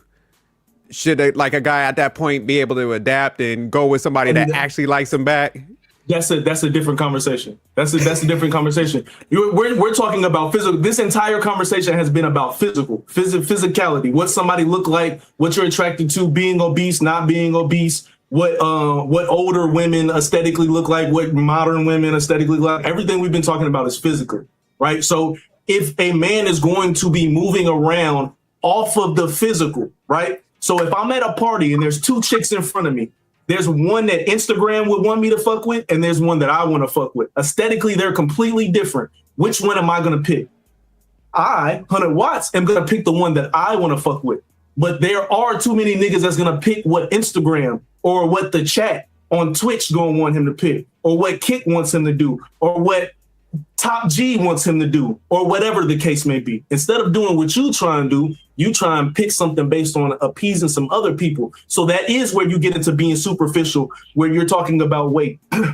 Excuse me, where you're talking about weight. Oh, she's obese. Like when you start getting too specific, you kind of are in a space where you're trying to appease something else. Because if you are operating on the physical, again, it doesn't have to be a tingle. It could just be like we've all been in a space where we out at the club with the homies, everybody chilling, and then you make eye contact with this joint across the way, and she, like, once you make eye contact with her, you look around the club and you see a bunch of other joints, but she the only, like, for some reason, that one, we done been there before. Focus on that, because that's what got your attention, not the Instagram post. That right there, that connection you got right there where you made eye contact, that's what got you. Not the bullshit list that you got in your back pocket that Ric Flair or Andrew Tate told you to fucking put together. No, I agree with you, but I was just trying to take it add a little bit more nuance, because, like, for example, I got a friend, man. This dude is like 5'6" and he got a beer gut and he's bow-legged, but he swear up and down like he want the baddest chicks. So he could have a tingling for this type of chick that's probably like an 8, but she's probably not gonna fuck with him. So should he go and try to get with somebody that like actually wants you back? That. She might like him. No, I gotta stop this. I say this, Jer. I agree with Watts. I was gonna add something to it, but I would say this. I'll say if he feel like he want to shoot a shot, he feel comfortable, go shoot your shot. But also understand and accept the rejection part too. Now, to what Watts said in that scenario, it's levels to that too. It's levels to it. So let's say all of us go out to a club. I'm the more like I like to chill. I'm not like I'll catch him. I'm like, oh, that chick bad. This chick bad. But you M3, I'm definitely staying at M3. Like, yo, I'll go for the one like the baddest chick just off the strength. I feel like me and Watson type ones like I'm going off a vibe. Like, yeah, she's cute, but I see like more of a vibe here, so I can push up on that and then carry that and move it forward. So it's different levels to it. But your homeboy, for the record, Stanley picks the one with the money. Stanley picks the one that hit the wall, and Stanley picks the big ones that holding everybody's purse. Cause I'm gonna dance. So. Oh, Stan, so you like an insecure chick so you can manipulate. I got you, bro. No, not manipulate. I want to dance. Let's go. I ain't got time. If you too pretty and bougie, you gonna make me sit at a section. Boring. I ain't come to no nightclub. I ain't $50 to go to a nightclub to sit down. Yeah, I'm here to dance. I mean, but there's bars. So go ahead. No, I was going to ask. My bad. No, go ahead. Okay, great, pal. Just let me reiterate. You said like. Example, you said me and Stan go off for girls off for strength, and let's say Watts. Yeah, y'all might be the type that do that. Okay, well, can you like elaborate more? Like, okay, what's your definition when you use the term strength, and then when you use the term vibe? Okay, vibe, right? So let's say I'm a type of dude like I'm like introverted, so I go into clubs and stuff like that where I'm not really trying to like hit the chick with the chicks.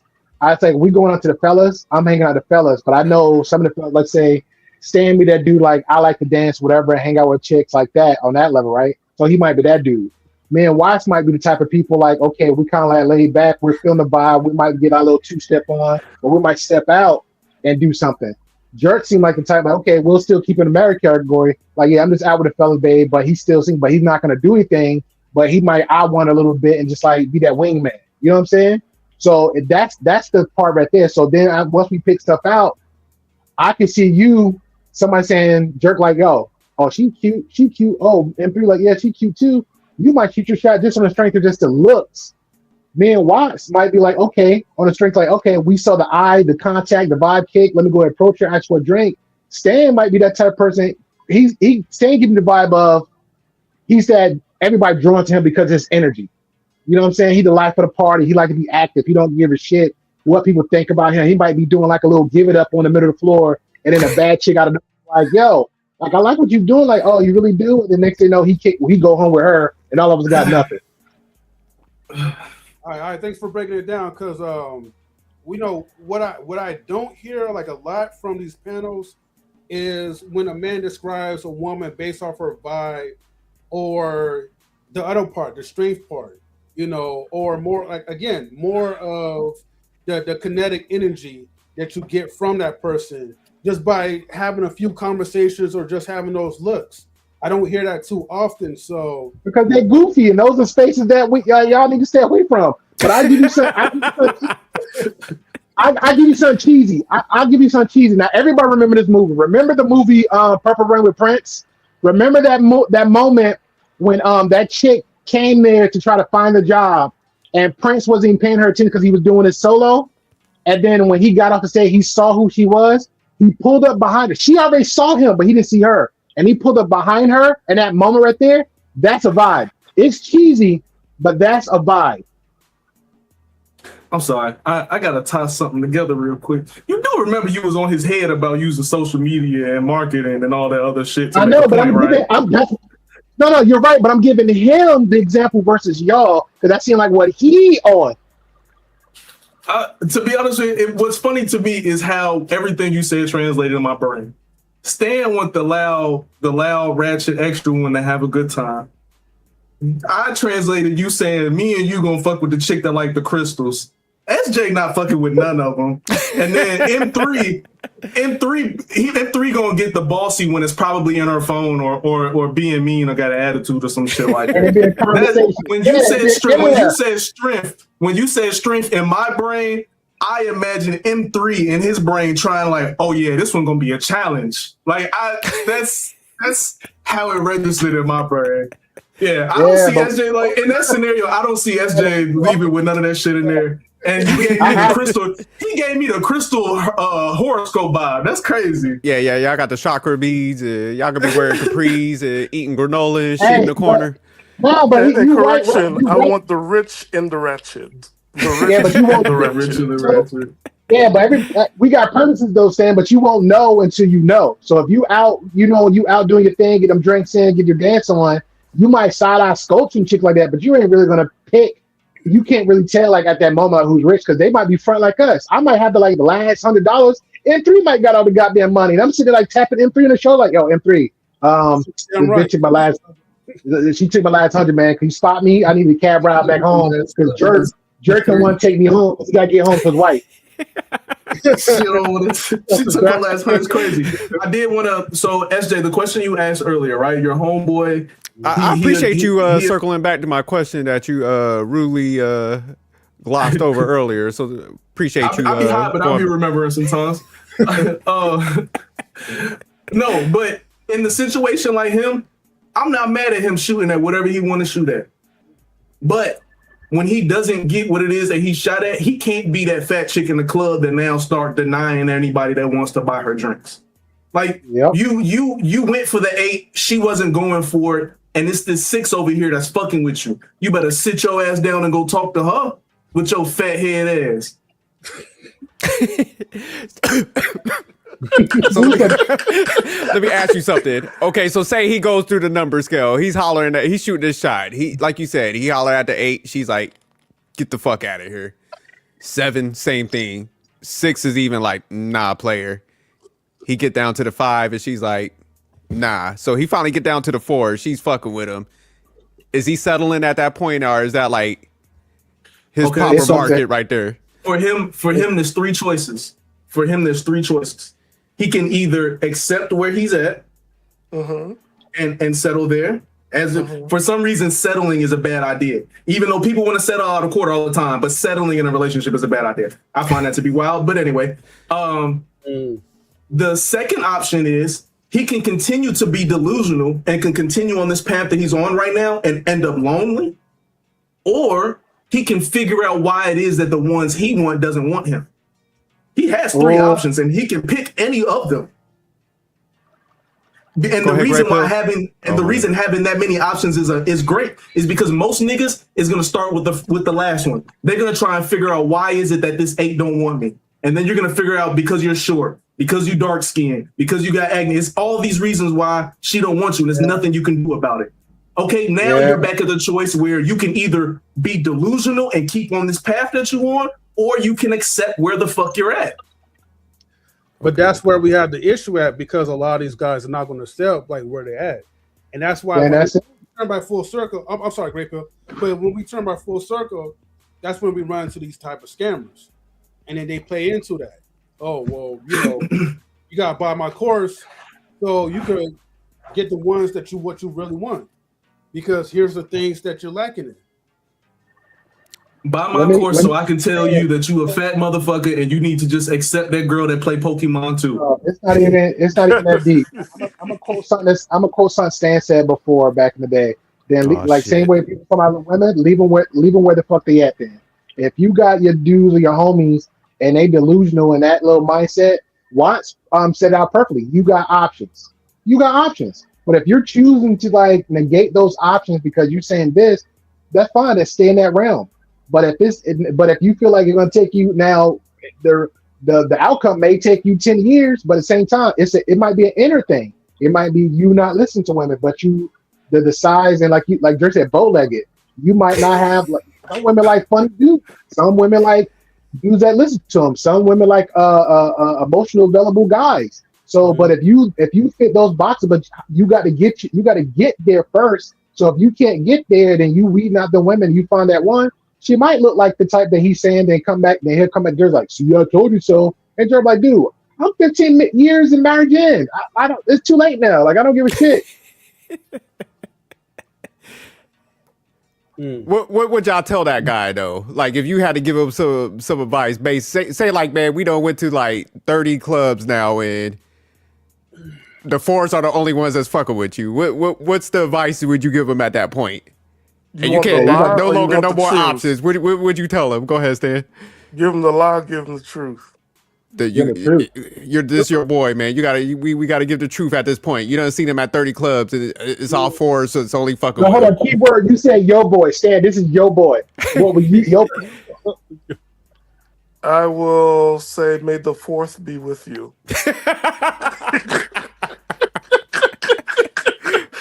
The lie I'll give is like, fours are attracted to six. So work on being the seven.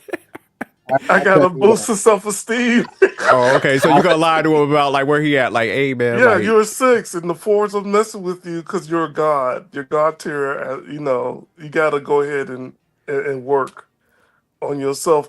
But them dudes, here's the problem I have with that is that the reason this man think he can go after eights is because he's been exposed to eights before. Nah, he ain't been exposed to no eights. Well, maybe because he paid for it. Maybe he did with some prostitutes. I don't know what dudes be doing. No, I tell you what it is. He's projecting. Either he's because he said he's Jerk's friend, right? So maybe he saw something Jerk around Jerk or whatever friend group they in, and he probably had a moment of time like, yo, everybody got bad bitches or everybody got this consistent type of relationship. Me too. But his Me Too ain't like Jerks and his friends group level of Me Too. Their level like, yo, I got this early because there's potential and I picked right to the point where we're building from there. So I think that's what his issue is. He's stuck where he at. So you saying it's kind of like the peer pressure, the people around him. That damn. Okay, I never think about that. But a lot of fours give birth to sixes and eights and tens. Maybe I have a baby and you have a 10. You know what I'm saying?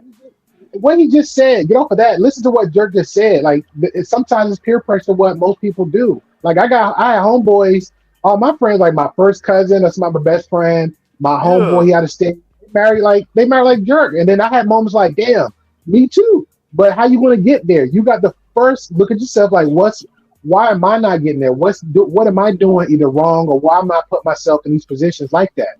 First could be let me hang around the friend group because usually they're the wingman, or they're like, oh, your friend's single too, so then they'll come. But if you ain't changing either your behavior or whatever they like about you, again, all of us are different individually. So that might be a problem with him. So Watts had kind of picked on it a little bit, like he needs to kind of find out internally what's his issue. So I'm gonna say this real quick. I'm gonna say just real fast.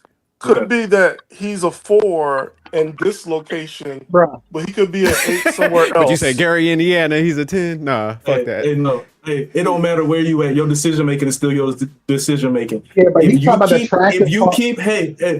what I would say to your friend, if you keep picking pussy based off your friends, one of your friends gonna end up fucking your bitch. Keep on. And to say that and respond to Stan, bro. Again, we're focusing on the attraction thing and the looks factor, which I think that's a cringy word too in this space. But it is a thing. You go like if you're from New York, you go to the South, you're going to be more attractive there. I've been there. I've been a victim. But if you still a piece of shit and you still a dick and you still a misogynist or you still think your guy get the women, you ain't learned nothing. So that means. And I don't know Jerk's friend like that. But if he's a spiritual person or he's like a person like yo, I believe in karma. So if you get what you asked for and then you fuck it up, guess who problem that? That's a you problem. So you got this chick attractive, you acting not right by her, not right by yourself, and not right by y'all two as a couple because I don't even know what this dude's intent is. If it's intent, it came up with just it sounds superficial. Hey man, I want me a bad bitch. I want me a 8, 9, or 10. Okay, like how you gonna get that? But then you do all the wrong things to keep that. Then it's a you problem. Now you ain't gonna get nothing. Then like another 10 or whatever years, you're gonna settle, take the advice that me and Y said, okay, the 4, 3, 2s, and 1, then you're gonna come back to Jerk like, yeah, man, it's always the good woman. And Jerk gonna like get low key like gaslit, like, no, wasn't you the one talking about you want these bad bitches, and now like a year later you got so could you say like it's more like at this point, right? From what I'm hearing, guys, could it be like in addition like a balance issue? Because I feel like in most guys, right? Okay. I'm glad you said yes, right? Because the reason why I said this, right? Because for most men, is either you're a super dick, or you're super insecure. but it's like it's hard for guys to kind of meet in the middle path where it's like you could kind of be neutral. I think it was kind of more or less what Gray Pill and even 100 was saying earlier, man. I think it's that pressure that comes from like external, like people, social media, and even like the friend group, where it's like, say like you got a friend, man, they're able to pull and stuff, and it's like they're kind of competing with that instead of just getting somebody that he needs to probably align with somebody that's closer to him and just be like, man, this is a good female. I don't give a fuck what nobody thinks. So yeah, it's probably more or less like that. Yeah, it's a thing. It's a real thing. Like even if even I gave the analogy for the club thing. That's a real thing. If we all go out, we're all different individual people, and then but the optics of it is like, oh well, M3 got that bad chick because he fought the hardest to get that. But me and Watch has got the little chill chicks in the back, but it's a Bible. We might not get no chicks on. We just enjoy the company of the fellas. And you single, so like you're married, jerk. So like we just enjoy the company and the vibes, and then how M3 going try to get spit in the game, and how Stan is dancing looking like a fool, and we'll come out laughing and Kicin and just having a good time. So some people just have that mindset that the optics of it, what's in front of you, like okay, that person, but you don't know behind the layers of like how we got there, how that person got there, like what's wrong with the me part. Like, and I think that's an issue with a lot of guys. Like, what's the issue with you? Like, what's your take? You just want to fuck around? Cool, great. We've seen a soft white underbelly where the dude was a super trick. Dude, he didn't give a shit. He was fat, overweight. He didn't give a crap how he looked, but guess what? He was getting chicks because the money. He had hella money. Bragging about how much money he was saying. But guess what? The core value that we were talking about, that wasn't what he was looking for. Yeah, I think it's some superficial shit too, man. So yeah, it's a combination of, I'll say, those three and the superficialness. Yeah, so your boy got growing up to do jerk. I don't know him that well, and he'll go by that one little thing. It sounds like if he won, and I'm gonna say this, you can play this. Hey, homie, if whatever your intent is, if you just want to smash and then got these arm candies, go do you. Get your paper up, flex, get them cars, do you to get that traction in for the woman to come to you.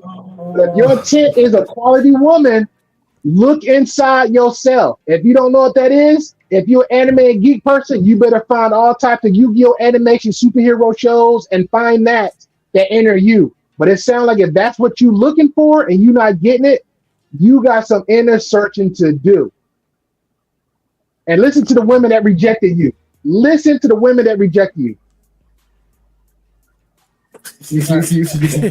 What's up, 100? Would you? Look, man. I think we humans have a great way of just overcomplicating shit. It's like you're talking about a balance. Like, why balance what? Like, what are we balancing? Like, in friend groups, like the example that was given was like, you know, your friends is gonna make fun of the fact that you would afford. Like, yeah, probably. Some of that is probably predicated on the shit that you was talking the whole time. Like, you've been talking shit for years about I only fuck bad bitches. And you finally get you a girlfriend, and she's not really the most attractive, but yeah, you gonna catch these jokes for a little while. Because you remember when you was talking shit? You remember when you was talking shit when we went on vacation back in 2022? Yeah, you catching these jokes right now. And then eventually at some point, we'll get to a point to where we'll get past this. But nah, man, look, man, it's overcomplicated. You are giving yet another example as to why somebody is going to allow a decision to be made for them rather than making it for themselves. It is too many grown-ass men that don't know how to make a decision. That is part of why women lead the divorce rate, because you niggas don't make a decision. You don't make a decision when you get in it. You don't make a decision when you get out of it. You don't make a decision when she start acting crazy.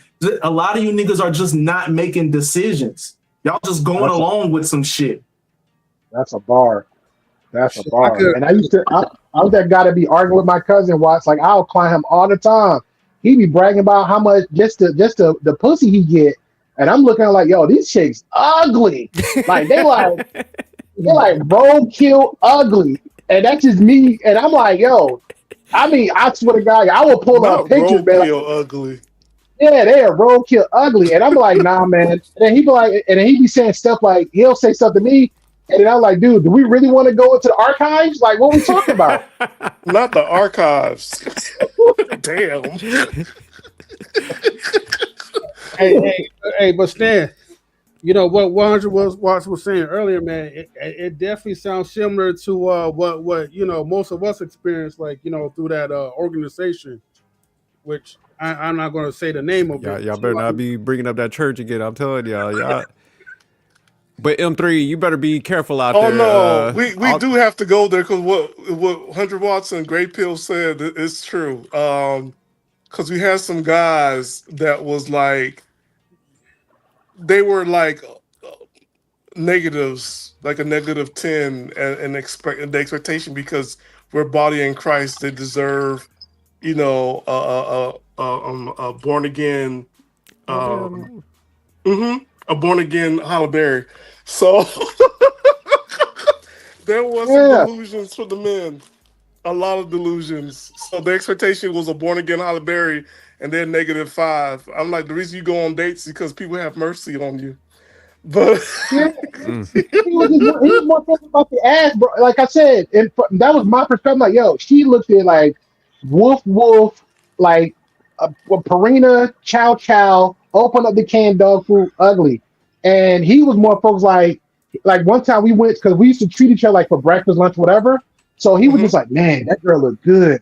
And I'm looking around. I already scoped that when I came. I was like, I didn't see no bad chicks in here. I'm just here for the food at that point. So I'm good. Just a now right there. And I'm like, we talking about?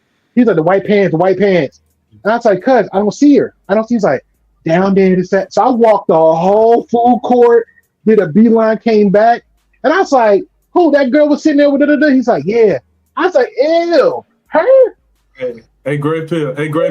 Guess what? Chow iron my boxers before she folded. You know what I'm saying?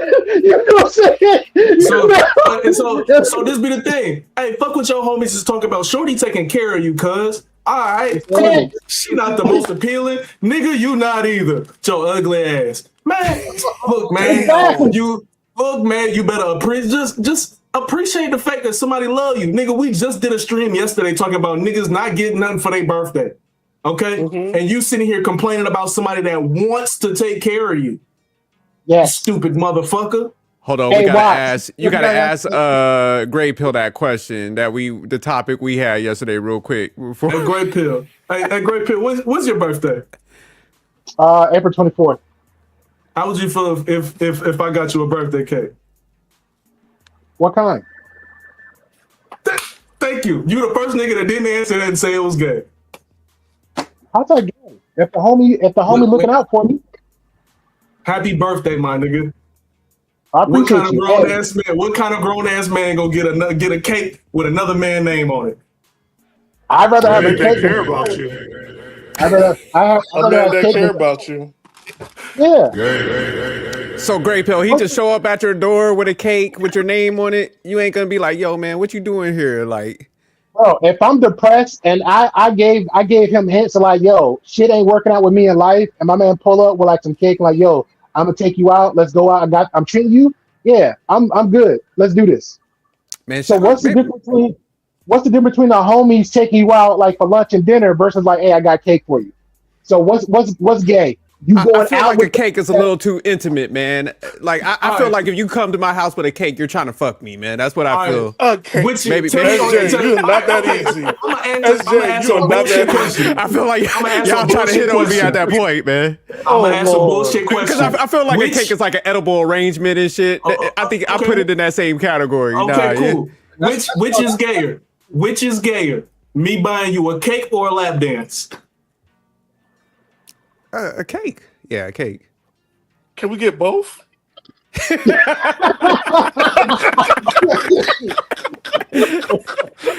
I agree with Stan. I think we get both, right? Because we could get I want both, and then give us a lap dance. That would be the ultimate birthday gift.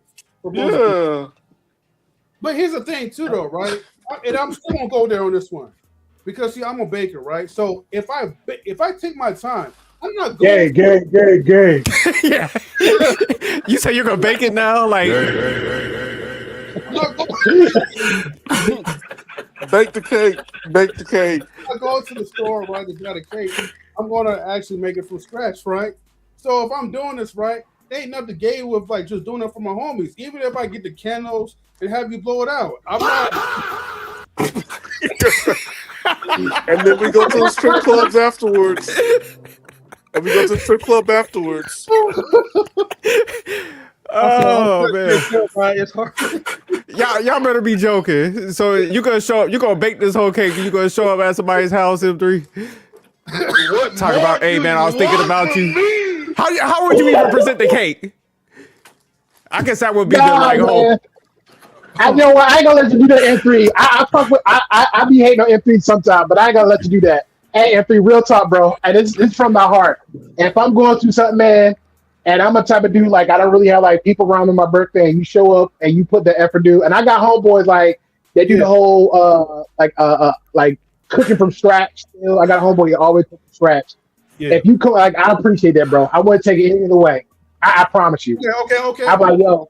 And that's I'm like, this is one of my man. This is the dude. If something happened to you, I got you. I promise you. You on that list.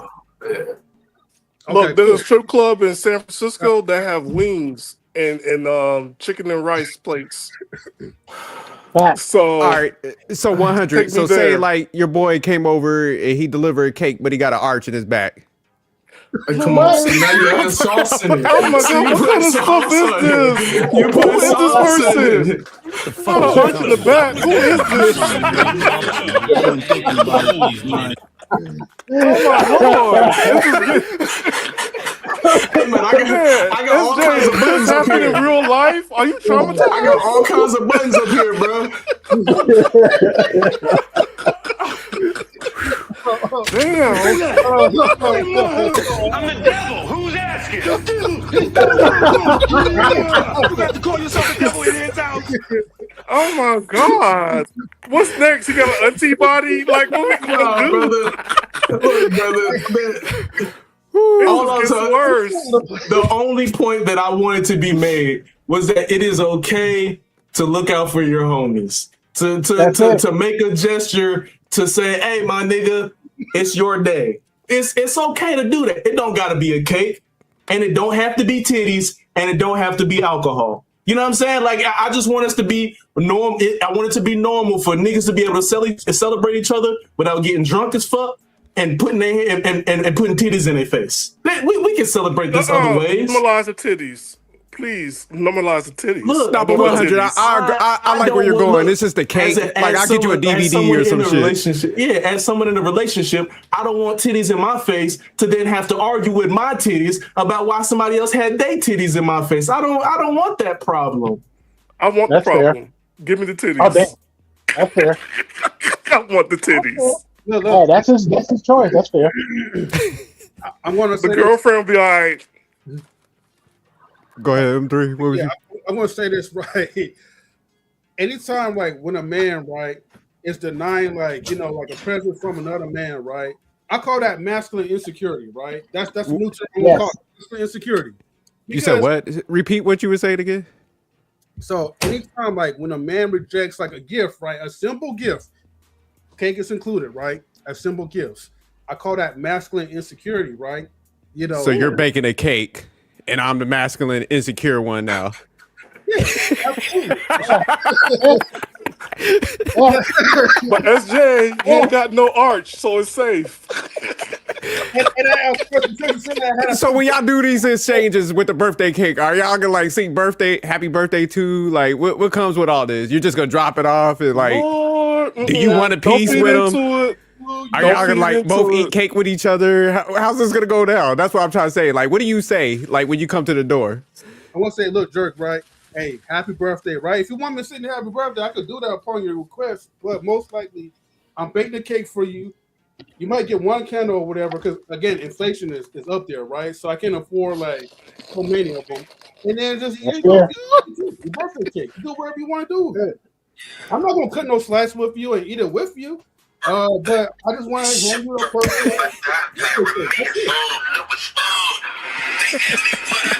2 Chainz birthday song. Oh no. 2 Chainz birthday song. I ain't even got to sing it. I could just pull my phone out and play 2 Chainz birthday song. They asked me what I do it for. Yeah, I ain't gonna sing it. Yeah. No. So would it man, be rude? Would it be rude if like you came up there, you did all these like good gestures, but your boy slammed the door in your face? How would y'all take that? Okay, so to be honest with you, I low-key would expect that. And I would probably still no. Because most niggas is gonna have that sort of response. Like, nigga, what the fuck, nigga? Like, man, goddamn. Most niggas is gonna have that response. And if I'm doing this, I'm probably expecting this. Like I know my homies. Like there's not one single homie that I have that if I did this, they would be like, oh man, I appreciate that. That's just how niggas are. Like that's just how they are. So I would expect that. So if they close the door, I'll probably leave the cake. I'll leave the cake for you, cause your high ass is gonna come outside and come grab it later. So you're gonna leave the cake on the doorstep like on Thin Line Between Love and Hate? Hey, I love you, brother. Happy birthday. I came here to celebrate you anyway. This is yours. Have it. Okay. What was you about to say, Grey Pill? I think again, his friends are his friends. Like I remember, I didn't bake no cake, but I know my cousin liked to eat, so I like, hey, let me got the cake, and I think I treated him out, but that was it. I came to the door, hey, happy birthday, cuz. Oh man, appreciate you, man. So what's going on? Nah, just chilling, little small talk. Like I got you. Like let's go out to the restaurant. I think his spot, like he liked Applebee's because of the trio and all that stuff, and that's what we did. But I didn't come back like, hey, let's have the cake and eat it or whatever. I didn't do all that. So everybody's different, man. But I appreciate the gesture. Like if something going, especially if something like going with me, and maybe at that moment nobody think about me and that one homeboy, if he pulls up like, yo, hey, happy birthday, bro. Oh, yo, I appreciate that, like real talk. And then after a while, like we may go out for some drinks and stuff, and then I might like, open up like, hey man, I appreciate that. Like nobody jerk ass never came through, fucking staying at the club. Hanging like, yo man, you're a real one. And then next time jerk and fucking Stan needs something, I'm like, yo man, I just gave M3 my last 100, so fuck y'all.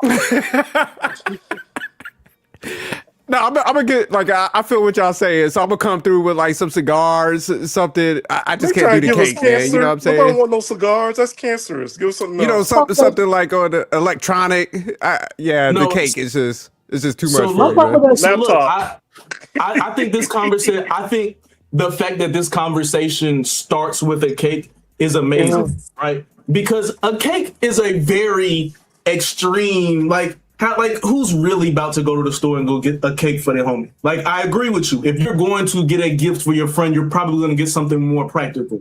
A laptop sleeve, a phone charger, because his shit always dead. I don't know, something. You're going to get a gift for your homie, I think should be normal. And the fact that the conversation is starting with something as trivial as a cake, because I think that is probably the gayest thing that you can buy another man. Like that, you know what I'm saying? Like, is it gay because it's culturally inappropriate? Maybe we have a more appropriate gift, like wings. Yes. If you bought me a plate of wings for my birthday, is that gay? No. That's like, and that's what I'm saying. And that's what I'm saying. If you want to buy something for your friend, that should be normal. And that's the only thing that's going to come from this conversation. Okay, cool. Maybe we'll all agree that buying a cake for your homie is gay. Cool. We can all agree to that. No. But we also, but no, I'm just saying. Okay, cool. Maybe at the end of this conversation, as a whole, men say buying a cake for your friend is gay. But we all come to an understanding that getting something for your friend is okay. Especially when as many men know that niggas don't get nothing ever gifted to them for real. So buying wings is okay, but not a cake. Yeah. I'm saying you could buy a cake, some wings, some Jordans, a piano. I don't give a fuck what you buy. Just make it normal for you to be able to look out for your homie. Just I be able to say with the birthday, messaging. It's just the cake for me, man. I don't know what it is. And I get it. Yeah, SJ want the wings. Yeah, some wings, man. I'll take you. I'll like what Grey Pill was saying. Like, nah, I'll come pick my homie up. Like, man, let's go grab some steaks or something. But I just can't come up with a cake, man. I feel like if I buy you a cake, I'm gonna come out later or something. Oh no! You know why I did that though? Because like for my cousin, I know he like he's a big dude. He like to eat. He's a sweet type of person. So he like cake. I was like, hey, I brought him cake. Hey, what's going on? Happy birthday! But Great Pill, And that's your family. So I got family. It's already like that. That's a different setup. But I'm talking about like your homeboy. That's where the cake shit gets weird. So like an depends on the M3, he person. does his baking and he comes through with a cake because he's gonna be lingering around because he's gonna probably want a piece too. And I ain't about to eat cake with no grown man. No, I'm selfish. If he got it for me, I'm really not gonna offer it. But if he really got it for me, I'm not gonna offer. I'll sit it on the table and then wait for it to leave. But if he's offering like, hey, let's go out, hang out, and he might offer like a beer or whatever, because I'm a big foodie person, so I'm down with that. But I'll accept it. But if nobody else is not doing that, like why said, if it's not a norm for guys, then that's what it is. Like we was mentioned earlier about like quality of a women. The girl I'm talking to, she said, oh, for a surprise, I was gonna come through on your birthday just to come visit you, whatever. And this is out of state. And I said, okay, I can rock with that. Treat me and everything else. So I think it's just the thought of what you do for that person and what you might think that individual like. Now, for me, for that moment, and I know it's the family part, but if it was the homie, if that's what that motherfucker want, hey, I'm bringing cake. I'm not doing the whole let me cut and birthday, whatever. I'm not doing all that. I'm presenting You say you ain't about to feed it to him, huh? I ain't doing all that. I'm knocking at your door like, yo, happy birthday, bro. Like, I got you. Like, oh, no problem, man. Nobody put no effort. But we don't really have to say that. We just know, because 9 to 10 times, it's just not. But guys, it's just not. It got to be like some weird, like, you got some extra stuff, like you got to be a father, maybe, or you are disabled, or maybe other people brought it up.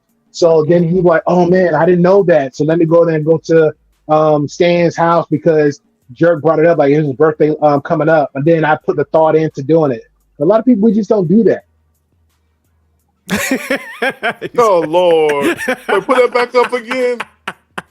Put that back up when you put. He can all sing the real rendition of "Happy Birthday" for Kennedy. Wow! Wow! Wow! Shit. I ain't gonna lie, this cake talk is intriguing though, man. But look, one of you guys, man, one of these days, look, I'm gonna just mail you guys a cake, man. You know, I'll give my address. Look, I'll add the wings to it, man, so it could be like more masculine, you know, Jerk. You know, and I appreciate that. Throw the wings in, man. Throw off the like the awkwardness of the cake. Yeah, you don't want me to bake a cake. Balance the gay, bro. Balance the gay. Put some hot wings in there, Chili's gift card or something. Don't just What's show wrong up with a with you cake. niggas now, man? That's what's wrong with you niggas now, man. And look, man, I'm telling you, I'm the type of nigga that'll be outside in the hoochie daddy shorts and the pink button-up shirt in the summertime and not give a fuck about what none of you niggas is talking about.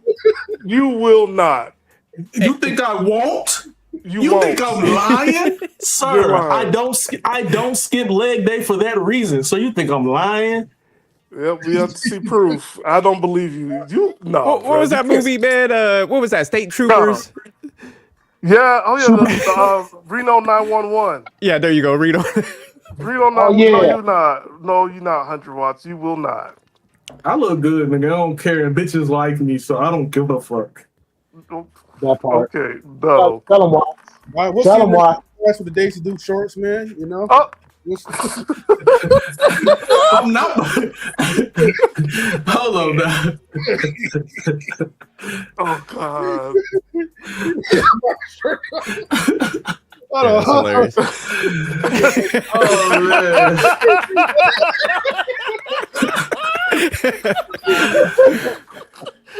Hey man.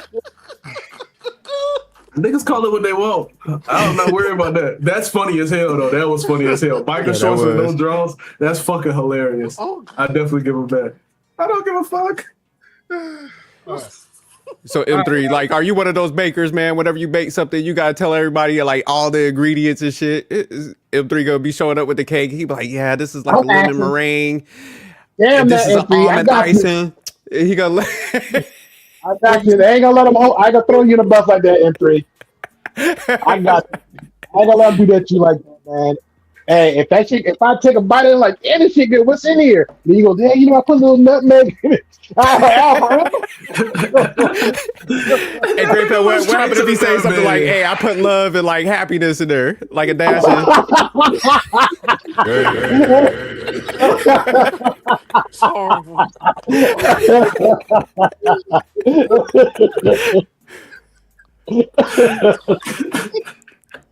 That might be between us. Oh man, that's funny as hell. You niggas are hilarious. Yeah, I got good. This is great, y'all. man. I love talking to black men and we be able to have a good time. Cause niggas definitely didn't agree for a minute, but we all circle back to being able to laugh at each other. This shit is amazing. No, and facts. I don't give a fuck what the internet say, man. This we all right, bro. Yeah. Yeah, definitely. Right? You know? Not definitely, man. And I think I do like these conversations, man, because it's fun to like make fun of ourselves and each other, man. Not always be serious, because just tying back to Andrew Tate, how they coming off all that fake bravado and shit. It's like, man, it's all right to have some fun, man. We all like working men, do our thing, and man, this could be an outlet. Virgin. Yeah, this is an outlet for us just to have some fun, man. Blow off some stress. So even with, I like to give conversation that we was having today and yesterday. It's like, do look out for people, man. So I know I'm joking around and shit, but yeah, we got to get better. Yeah, no, I respect that. I mean, I do gotta be careful, like when I put myself in third party, because you know I do got people that work with me that do be watching the channel, and sometimes like they get confused or whatever, and think I'm serious, and then I have to go to a whole field and be like, look, man, like it's just a part of the internet, man. Oh no, you getting that smoke? Them big girls in California, they fucking you up. You gonna have some protests? Yeah, that's your problem, because I remember like you had this content, and then you had like, I think it was like somebody you was interviewing at a restaurant. Like, I really love that. So if you got like audience from that side, and they like getting confused and stuff like that, stuff you're saying, like low key, you put yourself in that situation. I don't even be trying, like, I never try to promote my channel like to like personal friends and family, because they're not gonna understand the internet. Like, look at the ABBA Preach and Libby situation. Like, those are like, well, not ABBA, but the chicks were like regular smuggler chicks, and this dude like doxing them and got doxing them and got like the family telling like the location at and stuff like that. So yeah, people don't understand a lot of the internet stuff, and then you can't do a whole breakdown. Even with my girl, like I don't even do that conversation with her. Like, I know to her it's drama, because I even told her, I was like, yeah, to be fair, a lot of my content is drama. It's just basically just me giving my perspective or gossiping, getting that tea or whatever it is about like the ABBAs and the Fresh and Fits. Like, nobody really give a shit about that. Like, if you into that, then you actually got real issues. You got real issues.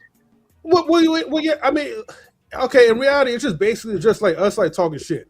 And yeah, but you know, people take this shit for real though. We seen it. People take this stuff real. A lot of people do. Yeah. Yeah. And the thing is, like, here's the thing. I don't go around just showing my.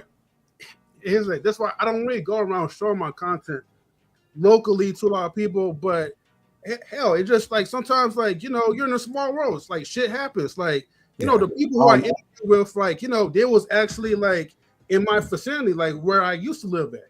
Allegedly. Just say allegedly here. Let's just say allegedly. Okay. But one thing I can say about all y'all, man, everybody's pretty balanced. Like, that's why I fuck with like M3, Gray Pill, 100 and Stan. It's just like, man, we'll give each other some pushback, but we all know how to like blow this stuff off and have fun with it, man. So that's why I do like fucking with y'all. For the sake of accountability, because I be on some panels, some motherfuckers be like, "Man, I'm gonna fly out. We gonna fight." I'm like, "God damn!" Like, exactly. What y'all mad about? Yeah, man. And to be fair, like, I do be coming at M3 a lot, but I'm like, God damn, I don't even be like that. Like, damn, M3, like, because I feel like with M3, I feel like I welcome at his place. If I come around his area, whatever, I feel like he'll give me like the hospitality, but I don't feel like this dude like, yeah, Great Pill, 2017. And plus, a lot of us know why you guys are beefing, because you guys still got to play Mario Go-Kart on Twitch. Oh, yeah, that's still what it is. That's where it comes down from. See, that's what you guys haven't raced yet. So I still talk about that though. I still talk about that with fellow gamers on my end. I still talk about that. So that's where it comes from. So I'm like, oh, okay, they haven't played yet. I mean, I can't help it that Great Pill dodged challenge though. Oh, he was nervous. Great Pill was nervous. Yeah, he That's was. what you want to say. Great Pill. I was watching your ABBA breakdowns. You back now, or how you just off and on more or less, or? No, I'm back. I got I just got training to do at this new job, and I might be relocating. So a lot of stuff going there. But I saw some new stuff came out where another woman spoke up, and she didn't show no receipts, so I'm not gonna put that. But she's speaking about ABBA actually was stealthing her, and some other stuff come out. So on our end, we pretty much just want to I guess put the word out there, we don't think it's right type deal. And some other stuff came up. I really can't talk about it.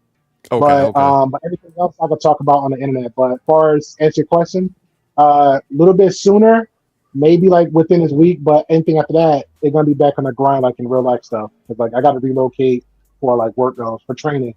So I don't know where the consistency might be. But did you see all of it or just the main ones? I seen the main ones, man. Nah, you was cooking them up, man. So I agree with your stance because I think he's a little worse than I'll say even Myron and them because he was just talking so much shit. Yeah. He's worse. Yeah, for years, bro. That shit got me because I was low key. I was a fan of his, and I was listening to a lot of stuff. I remember back in the day when he was just sitting on the couch and he was doing his thing, and it was around the pandemic. So, and he was talking about, heightism, and I'm I didn't know that was a thing because I was more like the guy doing me. And then when all this stuff came out, I was watching him interviewing the women and the escort. And that's how the actual escort, Zaya, whatever, Ezra. That's how her became cool because how we were doing even was it Miss 84? We was all promoting and recruiting stuff like that. That was me on my grind. So that's how her became real cool and close. And she never said anything until the David situation. She's like, "Oh, he want to drop receipts. Me too." So that was 2 years ago. And then here go 2 years later, it comes back full circle. Then you got me and another dude came in retirement and me, LTTV. Man, this motherfucker we each other ops. So I'm yo, if all of us say the same fucking thing, this some real stuff. Some real stuff. You got a grown ass man, you're leveraging your thing, but you're harping at fresh and fit, but leveraging their platform. You're telling chicks that you lying to them. The doctor said this, but then you're trying to horse them to do something else. Come on, man. That's some real punk ass shit. But then you on other men telling some, you got to be honest. You got to be real with yours. I don't care. I don't give a fuck. I don't this. But then at the same time, you showing your insecurities. You showing what kind of demon you are. Come on, man. And then and I'm gonna throw Mandrell on the bus because that motherfucker's in my chat. I don't know if you saw it, and I leave my chats open. I don't give a shit. So I saw Mandrell nah, man, that girl in line. I say I'll give you the first video because the first video questionable, right? But Alba took that shit so personally when the two lies back to back. If it's not all that, you took it back to back only because the strength of Stevie responded to it. Okay, great. Now you responded to it. Your shit still didn't line up. Then you did a second video. Your shit still didn't line up. You giving partial receipts. Okay, we're giving out threads of conversations. And then you go on your Reddit and edit up everything. And then that I think M3 was here around with that chick. Remember that time that white chick pulled up on my panel I invited and Rob B was arguing with? Her name is Lauren De Laguna. Matter of fact, she was arguing with Lola. Yeah. It was a while ago, but she was arguing with Lola. But she was dating Abba around that time, and she used to actually sleep with Destiny. So I'm like, bro, you nasty. And this is Destiny supposed to be your friend. So then Destiny finds out through a disposition in court, yo, you fucking one of my chicks that I fuck. But you lying about it. You trying to hide it. Come on, man, this dude ain't right. Yeah. And then I got Drew watch TV and Logic telling me something. This is a nothing burger. Man, I just take it as, this is having a time. Other bro, you're not listening. If that was your sister, your aunt, your mother, you would saw that in a whole different light. Let's be real. If that dude did to them, to that first girl, bump to all three, you will be looking at a dude all types of ways. Now, all three girls back to back, the first girl got timelines correlating with all of them. Come on, man. You ain't gonna be telling me something. Well, I just thought it was just okay, no problem. I'm petty me. Go ahead. I'm sorry. No, I said, and of course, people gonna mask it like, oh, like, probably say some red pill shit like, oh, these girls are lying, and of course, like, that's what they do. But ain't no woman like women from like what's it called? 3 different countries, right? I believe Yeah, that testified like against like Alba, especially like Libya or whatever, right? But the fact is that they had receipts, it was calm, they showed everything that was out there, they had recordings and video. Like there was no way that Alba would be able to like kind of like get his way out of it. So now these days, like when you're bro. talking, we still have those talking points, and you're still talking about like, oh, how men should still like treat women or do better or this fresh and fit stuff. I'm just like, dude, bro, like you still on that hypocritical type of shit because I'm for sure if you could have got away with it, you still would have been doing it. The same way you Yep. talk about like, sorry, fresh or whatever, right? About Daisy Chin, you getting on them talking about like how like he's telling her to abort the baby, and you're not trying to be like a father to it, well to the baby. You're doing the same thing to all your other chicks, but you're doing it more worse than what Fresh is. So I just Yeah, respect that. yeah. And the crazy part is he was playing like some real like covert BS. Like he went to like if you let's say she came out, you react to it. That's pretty much fair in like the YouTube space. I talk about you talk about me. When you put something out there, I got an option to do that. So he did it. Once he did that, and he did it twice. So like, okay, twice should be enough. Then he go get a dude by the name of Watts TV. Watts gonna like react to it, but then he go and like covertly like, oh, I got receipts for partial stuff like what each individual woman said, and then do like little voice notes. But he never like came up publicly on his platform and talked about it. So when Watts reacted to it live, literally the next day, he did like a pre-record talking about it all over again. So I'm like, dude, so it wasn't enough you sent this. So he was like using people as deflectors to speak on his behalf to kind of do like that type of thing. And I'm like, bro, we see through that. But unfortunately, like when it comes to YouTube, we know how it is. You got your fan favorites, and you got people that's gonna like be on that side just cause they're gonna die on that hill. That's fine. But for him to be like, even with Preach like, I don't know these girls, I never met them. But the second girl, like, I was in your house. I'm in your face. You talk about me how good my language is, so but you don't know me. And then he plays around like, well, I meant to say I don't know if like that was his girl. I was like, oh nigga, we playing that? So all 4 was that we know damn well if I come to like let's say Jerk have an elementary part, whatever, I come there with a woman, 9 times your first thought is like that's Gray Pill's woman. I don't have to even label her. So why are you playing them type of games? Yeah, you was cooking them up to the point I was like, hey, Gray Pill keep doing these videos. They might put a hit on homie. Because I was like, I mean, you just one viral video away, man. I was cold because I was in my field that Madrell said that goofy shit, and I was going off on Madrell. I was going off somebody else. I was in the zone, and somebody like one chick like she always like send me like stuff like Marcus used to do, like send me like some content, and she's like, hey, she's like when you said this, she's like I was getting kind of low key wet, like go King. I was like no. The dumbest shit had me sending $20 to my ops. Like that shit would have me in my feels, man. It's like I said, like LTD, like $20, like yo, full fucking circle. And he's like, hey man, I was about to talk about you like in a positive way. He's like, it's kind of crazy, He's like, everybody right, this is wrong, like this is wild. I was like, exactly. You got people doing that. Watts before that was like, she's lying. I was like, yeah, but we got receipts saying otherwise. Like, so how's she lying? How's she lying?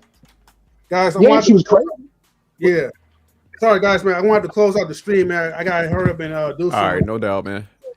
Yeah, man. Hey, Great Pill, man. Hey, good seeing you again, man. And yeah, I definitely got to watch that video, man, when you did the reaction to Albert and Preach, because he did some thorough ones, man. That's why I said his he probably had the most thorough breakdowns because everybody else was focusing on bullshit, because including me, because I did some like a breakdown with Rush, but Gray Pill was going through all the shit. So yeah, he did some thorough ones. Yeah, don't play me, man. I know the Lord. Don't do me dirty like that. I know. Right.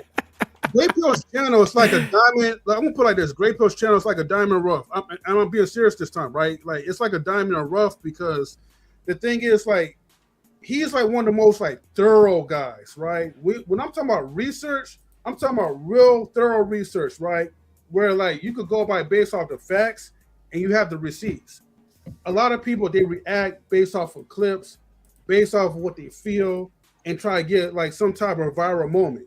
So I do respect Great Pill's like channel. Whenever you go live, Great Pill, like definitely thank you for being original in what you do. You know the problem is though, I appreciate that. You know the problem is though, on my end, I haven't been consistent because the first three, and maybe Jerk can contest this. The first one I did, it went like 400. Then the last one, the number just started going up. Yeah. So that's my issue. I wasn't consistent, and I'll eat that one. So I wasn't consistent. I mean, it's whatever. The thing is with YouTube, you could be out for a bit and you can still come back. So, but keep doing what you're doing. All right, Great Pill. Yeah, I appreciate it. All right, man. I appreciate you. Thank you. All right, no problem, man. All right, everybody. Thank you for tuning in to Knowledge and Relationships, and we are out. Later, everybody. Peace.